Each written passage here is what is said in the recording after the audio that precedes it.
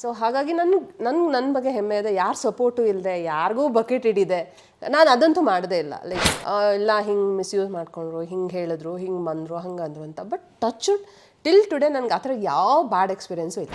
Human beings ಎಲ್ರಿಗೂ ಆಸೆ ಇರುತ್ತೆ, ಎಲ್ರಿಗೂ ಇರುತ್ತೆ. So when you are giving that vibes, ಅವ್ರು ಓಕೆ ಅಂತ ಆಗಿರ್ಬೋದು ಬೇರೆಯವರ ಒಂದು ಅನುಭವ ಅದು. ಸೊ ಹಾಗಾಗಿ ಸಿನಿಮಾಗೆ ಬರೋಕ್ಕಾಗಲಿಲ್ಲ. ಆಮೇಲೆ ಸಿನಿಮಾದಲ್ಲೂ ಅಂಥ ಒಳ್ಳೆ ಪಾತ್ರಗಳು ನನಗೆ ಸಿಗ್ತಾ ಇರಲಿಲ್ಲ. ಹಾಗಾಗಿ ನಾನು ಸಿನಿಮಾ ಅವಾಯ್ಡ್ ಮಾಡಿದ್ದೆ ಅಂತಲೇ ಹೇಳ್ಬೋದು. ಡೈರೆಕ್ಷನ್ ಬಂದಂಥ ಓಮ್ ಸಿನಿಮಾ ತುಂಬ ಡಿಫ್ರೆಂಟ್ ಆಗಿತ್ತು ಅಂತ ಹೇಳ್ಬೋದು. ಲವ್ ಸ್ಟೋರಿನೇ ಆಗಿದ್ರು. ಈಗ ಉಪೇಂದ್ರ ಸರ್ ಅವರು ಏನಂದರೆ complete package. Is A very good technician, very good actor. ಹಾಗೆ ಆ ಜನಗಳನ್ನ ಹೇಗೆ ಸಿನಿಮಾಗೆ ತೊಗೊಂಡು ಬರಬೇಕು ಅನ್ನೋ ಮಾರ್ಕೆಟಿಂಗ್ ನಾಲೆಜ್ ಇರೋವಂಥ ವ್ಯಕ್ತಿ ಕೂಡ. ಆಮೇಲೆ ಅವ್ರು ಮಾಡೋ ಪೋಸ್ಟ್ರ್ಗಳೆಲ್ಲ ಏನೂ ಅರ್ಥ ಆಗಲ್ಲ. ಆಮೇಲೆ ಏನೋ ಒಂದು ಕ್ವಶನ್ ಮಾರ್ಕ್ ಇರುತ್ತೆ. ಹೋದೆ ಆ ಪಾತ್ರ ಮಾಡುವಾಗ ಅವ್ರು ಮಾಡಿದಂಥ ಡೈರೆಕ್ಷನ್ ಮಾಡಿದಂಥ ರೀತಿ ಇರ್ಬೋದು, ಒಂದು ಸಣ್ಣ ವಿಷಯಕ್ಕೂ ಅವ್ರು ಒತ್ತು ಕೊಡೋವಂಥದ್ದು ಇರ್ಬೋದು. ಪ್ರತಿದಿನ ಇಟ್ಸ್ ಚಾಲೆಂಜಿಂಗ್. ಇವತ್ತೇನು ಸೀನ್ ಮಾಡಬೇಕು, ಇದನ್ನು ಹೆಂಗೆ ಆ್ಯಕ್ಟ್ ಮಾಡಬೇಕು, ಅದು ಒಂದು ತುಡಿತಾ ಇರುತ್ತಲ್ಲ, ಅದು ಬೇರೆ ಎಲ್ಲೂ ಸಿಗೋಕ್ಕೆ ಸಾಧ್ಯನೇ ಇಲ್ಲ. ಒಂದು ಸೀನು ಎಷ್ಟು ಹೆಸರು ಕೊಟ್ಟಿದೆ ಅಂದರೆ ನನಗೆ ನಿಜವಾಗ್ಲೂ ನಾನು ಥ್ಯಾಂಕ್ಸ್ ಹೇಳ್ತೀನಿ ಸತೀಶ್ ಅವರು ಫಸ್ಟು, ಯೋಗರಾಜ್ ಸರ್ಗೆ. ಕನ್ನಡ ಪಿಕ್ಚರ್ನ ಸಮಸ್ತ ಅಭಿಮಾನಿಗಳಿಗೆ ನಮಸ್ಕಾರ. ನಾನು ನಿಮ್ಮ ರವಿ ಸಾಸ್ನೂರ್. ಡಿಸೆಂಬರ್ 20ಕ್ಕೆ ರಿಯಲ್ ಸ್ಟಾರ್ ಉಪೇಂದ್ರ ಅವರ ಬಹುನಿರೀಕ್ಷಿತ UI ಸಿನಿಮಾ ಬಿಡುಗಡೆ ಆಗ್ತಿದೆ. ಸಿನಿಮಾದಲ್ಲಿ ಬಹಳಷ್ಟು ಜನ ಪ್ರತಿಭಾವಂತ ಕಲಾವಿದರು ಆ್ಯಕ್ಟ್ ಮಾಡಿದ್ದಾರೆ. ಅದರಲ್ಲಿ ನಮಗೆ ತುಂಬ ಆಪ್ತವಾಗಿನಿಸುವಂತಹ, ಆಮೇಲಾಗಿ ಬಹಳಷ್ಟು ಸೀರಿಯಲ್ಸ್ಗಳು, ಬಹಳಷ್ಟು ಸಿನಿಮಾಗಳಲ್ಲಿ ನಟಿಸ್ತಾ ತಮ್ಮದೇ ಆದಂತಹ ಒಂದು ಅಭಿಮಾನಿ ಬಳಗವನ್ನು ಹೊಂದಿದಂತಹ ಹಂಸ ಅವರು ನಮ್ಮ ಜೊತೆ ಇದ್ದಾರೆ. ಮೇಡಮ್, ಕಾರ್ಯಕ್ರಮಕ್ಕೆ ಸ್ವಾಗತ. Thank you so much. ಹೇಗಿದ್ದೀರಿ? ಚೆನ್ನಾಗಿದೆ, ನೀವು ಹೇಗಿದ್ದೀರಾ? ಸೂಪರ್. ನಿಮ್ಮ ಜೊತೆ ಮಾತಾಡೋದಕ್ಕೆ 2-3 ಥರದ ಸಂಭ್ರಮ. ಒಂದು, ಸೀರಿಯಲ್ ಮಾಡ್ಕೊಂಡು ಬಂದ್ರಿ, ಸಿನಿಮಾಗಳು ಮಾಡ್ಕೊಂಡು ಬಂದ್ರಿ, ಬಹಳಷ್ಟು ನಿಮ್ಮದಾದಂತಹ ಅಂದರೆ ಪ್ರತಿಯೊಬ್ಬರು ಇರುವಂಥ ಒಂದು ರೇಂಜ್ ಇದೆ, ಅಂದರೆ ಅಭಿಮಾನಿಗಳನ್ನು ನೋಡುವಂಥದ್ದು. ಈ UI ಬರೋಕ್ಕಿಂತ ಮುಂಚೆ ನನಗೆ ಕ್ಯೂರಿಯಸ್ಸು, ಇಷ್ಟು ಸುದೀರ್ಘವಾದಂತಹ ಪಯಣ 2-3 ಥರದ ಜನ್ರೇಷನ್ ನೋಡಿದ್ರಿ, ಅಂದರೆ ನಿಮಗಿಂತೂ ಚಿಕ್ಕವನಿಗೆ ನೋಡ್ತಾ ಇದ್ದೀರಿ, ನಿಮ್ಮ ಕಾಲಘಟ್ಟದ್ದು ನಿಮ್ಮ ಸೀನಿಯರ್ಸ್ ನೋಡಿದಿರಿ. ಹೆಂಗಿದೆ ಆ ಒಂದು ವೈಬು, ಅಂದರೆ ಇಂಡಸ್ಟ್ರಿ ವೈಬು, ಹಂಸ ಕಂಡಂತಹ ಇಂಡಸ್ಟ್ರಿ, ಕಿರುತೆರೆ ಸಿನಿಮಾ? ಆ್ಯಕ್ಚುಲಿ ಡೆಸ್ಟಿನಿ ಅಂತ ಹೇಳ್ತಾರಲ್ಲ, ನಂಗೆ ಚಿಕ್ಕ ವಯಸ್ಸಿಂದನೂ ಆ್ಯಕ್ಟ್ರ್ ಆಗಬೇಕು ಅಂತಲೇ ಆಸೆ ಇದ್ದಿದ್ದು. ಅವಾಗೆಲ್ಲ ನಾವು ಚಿಕ್ಕವರಿರುವಾಗ ಮಾಲಾಶ್ರೀ ಮ್ಯಾಮ್ ಅವ್ರ ಸಿನಿಮಾಗಳು ತುಂಬ ಬರ್ತಿತ್ತು. ಅವ್ರ ಸಿನಿಮಾಗಳು, ಶ್ರುತಿ ಮ್ಯಾಮ್ ಅವ್ರ ಸಿನಿಮಾಗಳು ನೋಡಿ ಇನ್ಸ್ಪೈರ್ ಆಗಿದ್ವಿ ನಾವು. ಸೊ ಅವ್ರು ಆ್ಯಕ್ಟ್ ಮಾಡೋದನ್ನ ನಾನು ಇಮಿಟೇಟ್ ಮಾಡೋದು, ಅವ್ರ ಡ್ಯಾನ್ಸ್ನ ಇಮಿಟೇಟ್ ಮಾಡೋದು. ಅದು ಸ್ಕೂಲಲ್ಲಿ ಕಾಲೇಜಸ್ಸಲ್ಲೂ ಅಷ್ಟೇ ತುಂಬ ಕಲ್ಚರಲ್ ಆ್ಯಕ್ಟಿವಿಟೀಸೇ ಜಾಸ್ತಿ ಮಾಡಿದ್ದು. ಸ್ಪೋರ್ಟ್ಸ್ ಕಡೆಗಿಂತ ಈ ಕಲ್ಚರಲ್ ಇದರಲ್ಲೇ ನನಗೆ ಸ್ವಲ್ಪ ಆಸಕ್ತಿ ಜಾಸ್ತಿ. ಸೊ ಚಿಕ್ಕಂದ್ರಿಂದನೂ ನನಗೆ ಆ್ಯಕ್ಟ್ರ್ ಆಗಬೇಕು ಅಂತಲೇ ಆಸೆ ಇತ್ತು. ಮನೇಲೆಲ್ಲ ರೇಗಿಸ್ತಾ ಇದ್ರು, ಏನು ಆ್ಯಕ್ಟ್ರ್ ಆಗಿಬಿಡ್ತೀಯಾ, ಹಿಂಗಾಗ್ಬಿಡ್ತೀಯಾ ಅಂತ ತುಂಬ ಅಂಡರ್ ಎಸ್ಟಿಮೇಟ್ ಮಾಡಿದರು ಕೂಡ. ಸೊ ಫೈನಲಿ ಲೈಕ್ ಅದೇನೋ ಮ್ಯಾನಿಫೆಸ್ಟ್ ಮಾಡ್ಕೋಬೇಕು ಅಂತ ಹೇಳ್ತಾರಲ್ಲ, ಮೇ ಬಿ ನಾನು ಆಗ್ಲಿಂದನೇ ಮ್ಯಾನಿಫೆಸ್ಟ್ ಮಾಡ್ಕೊಂಡಿದ್ದಕ್ಕೆ ಐ ಎಂಡೆಡ್ ಅಪ್ ಹಿಯರ್. ಅಂದರೆ ನನ್ನ ಆಸೆಯಂತೆ ನಾನು ಕಲಾವಿದೆ ಆದೆ. ಆ ಸರಸ್ವತಿ ಕೂಡ ನನಗೆ ಒಲ್ದಿದ್ದಾಳೆ, ಅದ್ರಲ್ಲಿ ಡೌಟೇ ಇಲ್ಲ. ಹಾಗೆ ನಮ್ಮ ವೀಕ್ಷಕರ ಆಶೀರ್ವಾದದಿಂದ 20+ ಇಯರ್ಸ್ ಆಯಿತು ನಾನು ಸಿನಿಮಾ ಇಂಡಸ್ಟ್ರಿಗೆ ಬಂದು. ಸಕ್ಸಸ್ಫುಲಿ 20+ ಇಯರ್ಸ್ ಆಗಿದೆ. ಸೊ ಐ ಆಮ್ ಸ್ಟಿಲ್ ನಡೀತಿದೆ ಜೀವನ ನಮ್ಮ ಈ ಚಿತ್ರರಂಗದಲ್ಲಿ. ಅದಕ್ಕೆಲ್ಲ ಕಾರಣ ನನ್ನ ಅಭಿಮಾನಿಗಳು, ವೀಕ್ಷಕರು, ನನ್ನ ಪ್ರೋತ್ಸಾಹಿಸಂತ ಎಲ್ಲರಿಗೂ, ಹಾಗೆ ನಮ್ಮ ಫ್ಯಾಮಿಲಿ ಸಪೋರ್ಟಿಂದ ನಾನು ಇಲ್ಲಿವರೆಗೂ ನಾನು ಕಂಟಿನ್ಯೂ ಮಾಡೋಕ್ಕಾಗಿದೆ. ಮದುವೆ ಆದಮೇಲೆ, ಮಗು ಆದಮೇಲೆ ನಾನು ಇನ್ನೂ ಇಂಡಸ್ಟ್ರಿಯಲ್ಲಿ ಇದ್ದೀನಿ ಅಂದರೆ it's because of my family ಅಂತಲೇ ಹೇಳ್ಬೋದು. ಅದೇವ್ರ ಆಶೀರ್ವಾದ. ಸೊ ಅಷ್ಟೇ. ಜೊತೆಗೆ ಅಂದರೆ ಯೂಶಲಿ ಒಂದು 10 ವರ್ಷದ ನಂತರ ಇಂಡಸ್ಟ್ರಿ ಚೇಂಜ್ ಆಗುತ್ತೆ, ಕಲಾವಿದರ ಆಯ್ಕೆ ಪ್ರಕ್ರಿಯೆ ಚೇಂಜ್ ಆಗುತ್ತೆ. ಬಟ್ ನೀವಂದ್ರೆ ತುಂಬ ವರ್ಷದಿಂದ ಇದ್ದೀನಿ ಅಂತ, ಇದಕ್ಕೊಂದು ಸ್ಟ್ರಾಂಗ್ ಕನ್ವಿಕ್ಷನ್ ಏನಿರುತ್ತೆ, ವೈ ಎಕ್ಸಾಕ್ಟ್ಲಿ ಅಂತ? ಒಂದು ಕಲಾವಿದರಿಗೆ ತುಂಬ ಡೆಡಿಕೇಶನ್ ಅಂತೂ ಬೇಕೇ ಬೇಕು.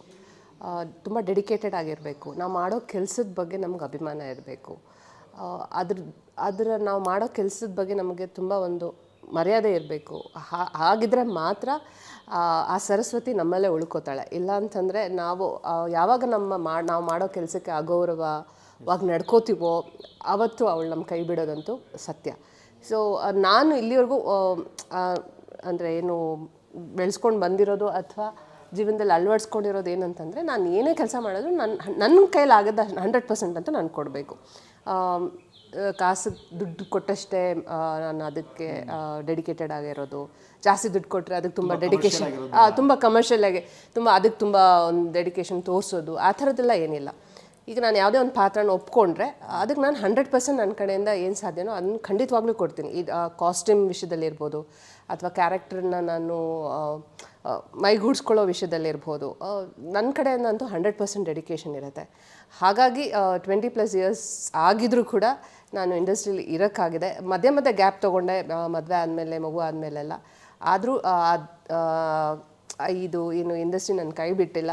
ಮತ್ತು ನಾನು ವಾಪಸ್ ಬಂದಾಗಲೆಲ್ಲ ಕೈ ಬಿಸಿ ಕರೆದಿದ್ದಾರೆ, ಅಪ್ಕೊಂಡಿದ್ದಾರೆ. So I am very happy. ನಾವು ಎಲ್ಲಿವರೆಗೂ ನಮ್ಮ ಕೆಲಸಕ್ಕೆ ನಾವು ನಿಯತ್ತಾಗಿರ್ತೀವೋ ಅಲ್ಲಿ ತನಕ ನಮ್ಮ ಕೆಲಸ ಇದ್ದೇ ಇರುತ್ತೆ. ಜೊತೆಗೆ ಒಂದಷ್ಟು ಜನ ಕಲಾವಿದರಿದ್ದಾರೆ, ಅಂದರೆ ನಾನು ನಿಮ್ಮನ್ನು ಹೊಗಳಬೇಕು ಅಂತಲ್ಲ, ಈಗ ನಿಮ್ಮನ್ನು ಸೇರಿ ಒಂದಷ್ಟು ಜನ ನೀವಂದರೆ ಗ್ಯಾಪ್ ತೊಗೊಂಡ್ರು ನನ್ನನ್ನು ಜನ ಇಷ್ಟಪಟ್ಟರು, ನನ್ನ ಕೆಲವೊಂದು ಪ್ರಾಜೆಕ್ಟ್ಗಳು ಸೆಲೆಕ್ಟ್ ಆದೆ ಅಂತ.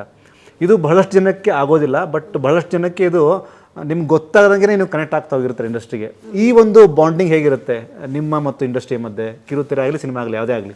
ಓಕೆ, ಅಂದರೆ ನಾವು ಗ್ಯಾಪ್ ತೊಗೊಂಡಾಗ ಜನ ಕೇಳ್ತಾರೆ ಯಾಕೆ ಯಾವುದೂ ಮಾಡ್ತಾಯಿಲ್ಲ, ಯಾಕೆ ಯಾವುದೂ ಮಾಡ್ತಾಯಿಲ್ಲ ಅಂತ. ಅವಾಗ ನಮಗೆ ಅಯ್ಯೋ ಅಂದರೆ ಮತ್ತೆ ನಮ್ಮಲ್ಲಿ ಆ ಒಂದು ಆಸಕ್ತಿ ಮತ್ತೆ ಚಿಗುರೊಡೆಯುತ್ತೆ. ಅಂದರೆ ನಾವು ಎಷ್ಟೋ ಸಲ ಅನ್ಕೋತೀವಿ ಇಂಡಸ್ಟ್ರಿ ಬಿಟ್ಬಿಟ್ಟು ಬೇರೆ ಏನಾದರೂ ಮಾಡಬೇಕು ಅಂತ ಅನ್ಕೊತೀವಿ. ಯಾಕಂದರೆ ಗ್ಯಾಪ್ಸ್ ಜಾಸ್ತಿ ಆದಾಗ, ಅದು ಪ್ರಾಜೆಕ್ಟ್ ಇಲ್ಲದೆ ಇದ್ದಾಗ ಆ ಥರ ಅಂದ್ಕೊಳ್ಳೋ ಸಹಜನೇ.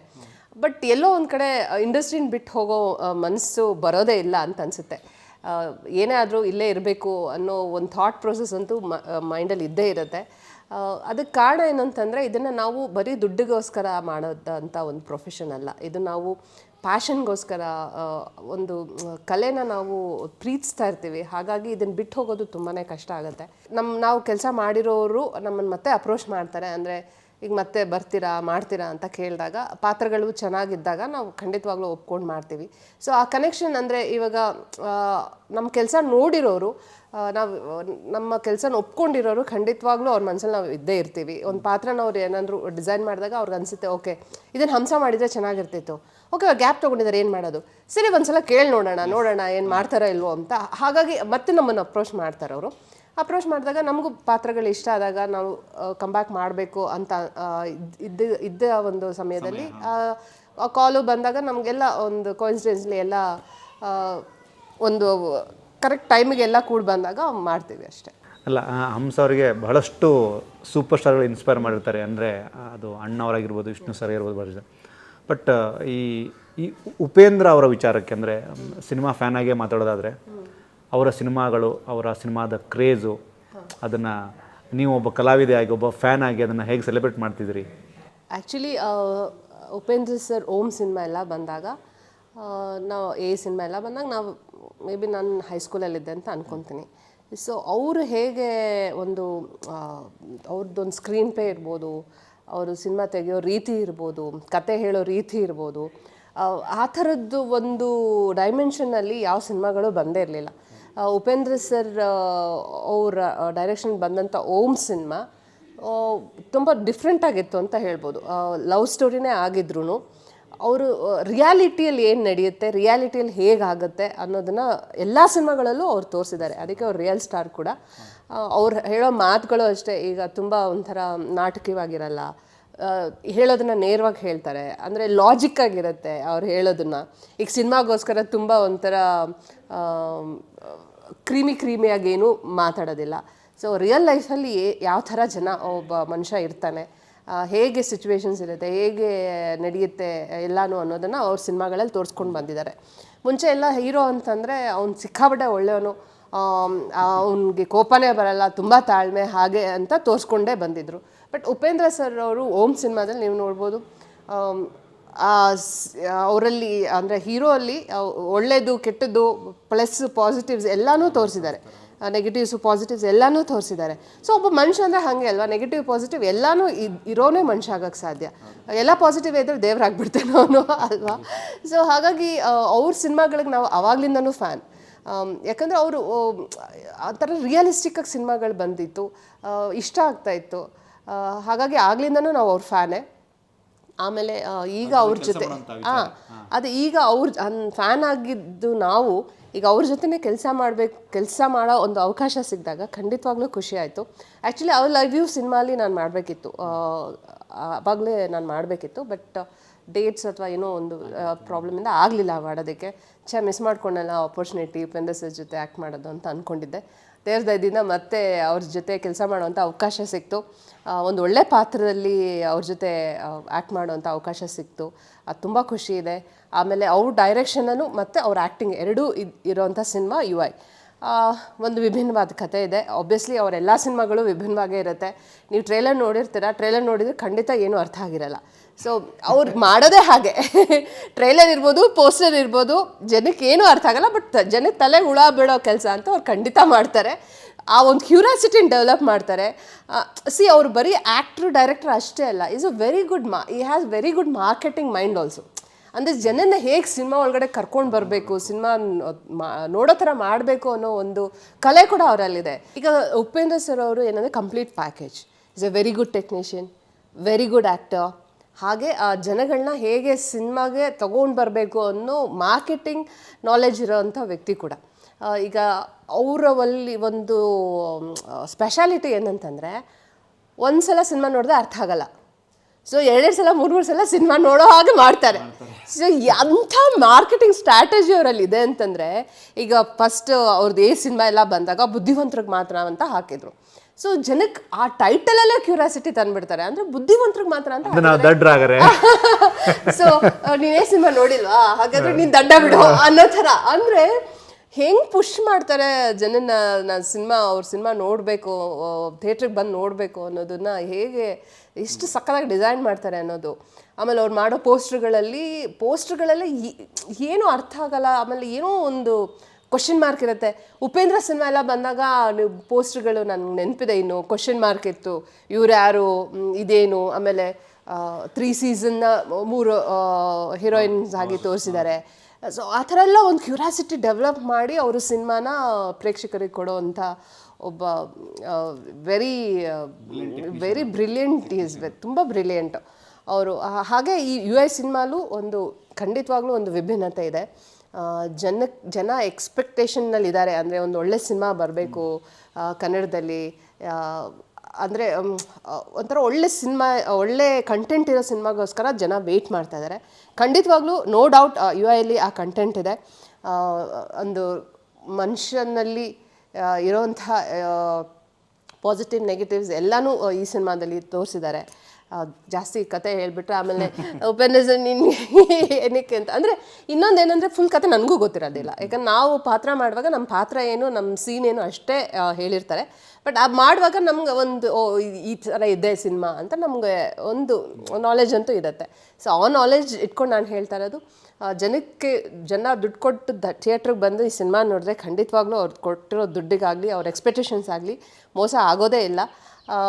ತುಂಬ ಚೆನ್ನಾಗಿದೆ. ಒಂದು ಒಳ್ಳೆ ಕತೆ ಇದೆ, ಒಂದು ಮಾರಲ್ ಇದೆ ಸಿನಿಮಾದಲ್ಲಿ. ಜನ ಬಂದು ನೋಡಬೇಕು, ಕನ್ನಡ ಸಿನಿಮಾನ ಖಂಡಿತವಾಗ್ಲೂ ನೋಡಿ ಬೆಳೆಸಬೇಕು ಅಂತ ನಾನು ಕೇಳ್ಕೊತೀನಿ.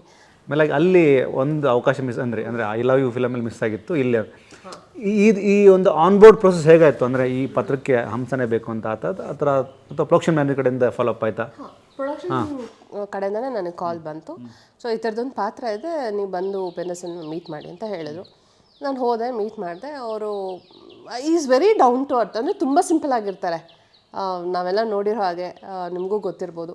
ಅವ್ರು ತುಂಬ ಒಂಥರ ಸಿಂಪಲ್ಲಾಗಿ ಮಾತಾಡ್ತಾರೆ, ಸಿಂಪಲ್ ಮನುಷ್ಯ. ನಾನು ಸ್ಟಾರ್ ಅಂತಂದರೆ ನಮ್ಗೆ ಏನೇನೋ ಇಮ್ಯಾಜಿನೇಷನ್ಸ್ ಇರುತ್ತೆ.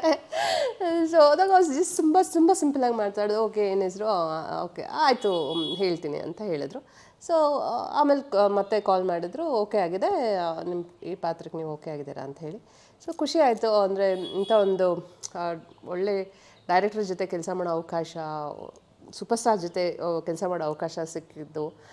ಹೋದೆ. ಆ ಪಾತ್ರ ಮಾಡುವಾಗ ಅವ್ರು ಮಾಡಿದಂಥ ಡೈರೆಕ್ಷನ್ ಮಾಡಿದಂಥ ರೀತಿ ಇರ್ಬೋದು, ಒಂದು ಸಣ್ಣ ವಿಷಯಕ್ಕೂ ಅವ್ರು ಒತ್ತು ಕೊಡೋವಂಥದ್ದು ಇರ್ಬೋದು. ಅಂದರೆ ಕಾಸ್ಟ್ಯೂಮ್ ಇರ್ಬೋದು, ಮೇಕಪ್ ಇರ್ಬೋದು, ಎಲ್ಲನೂ ಅವ್ರು ಡೀಟೇಲಾಗಿ ನೋಡ್ತಾರೆ. ಅಂತಂದರೆ ಇದು ಹೀಗೆ ಇರಬೇಕು, ಹಾಗೆ ಇರಬೇಕು ಅನ್ನೋದು.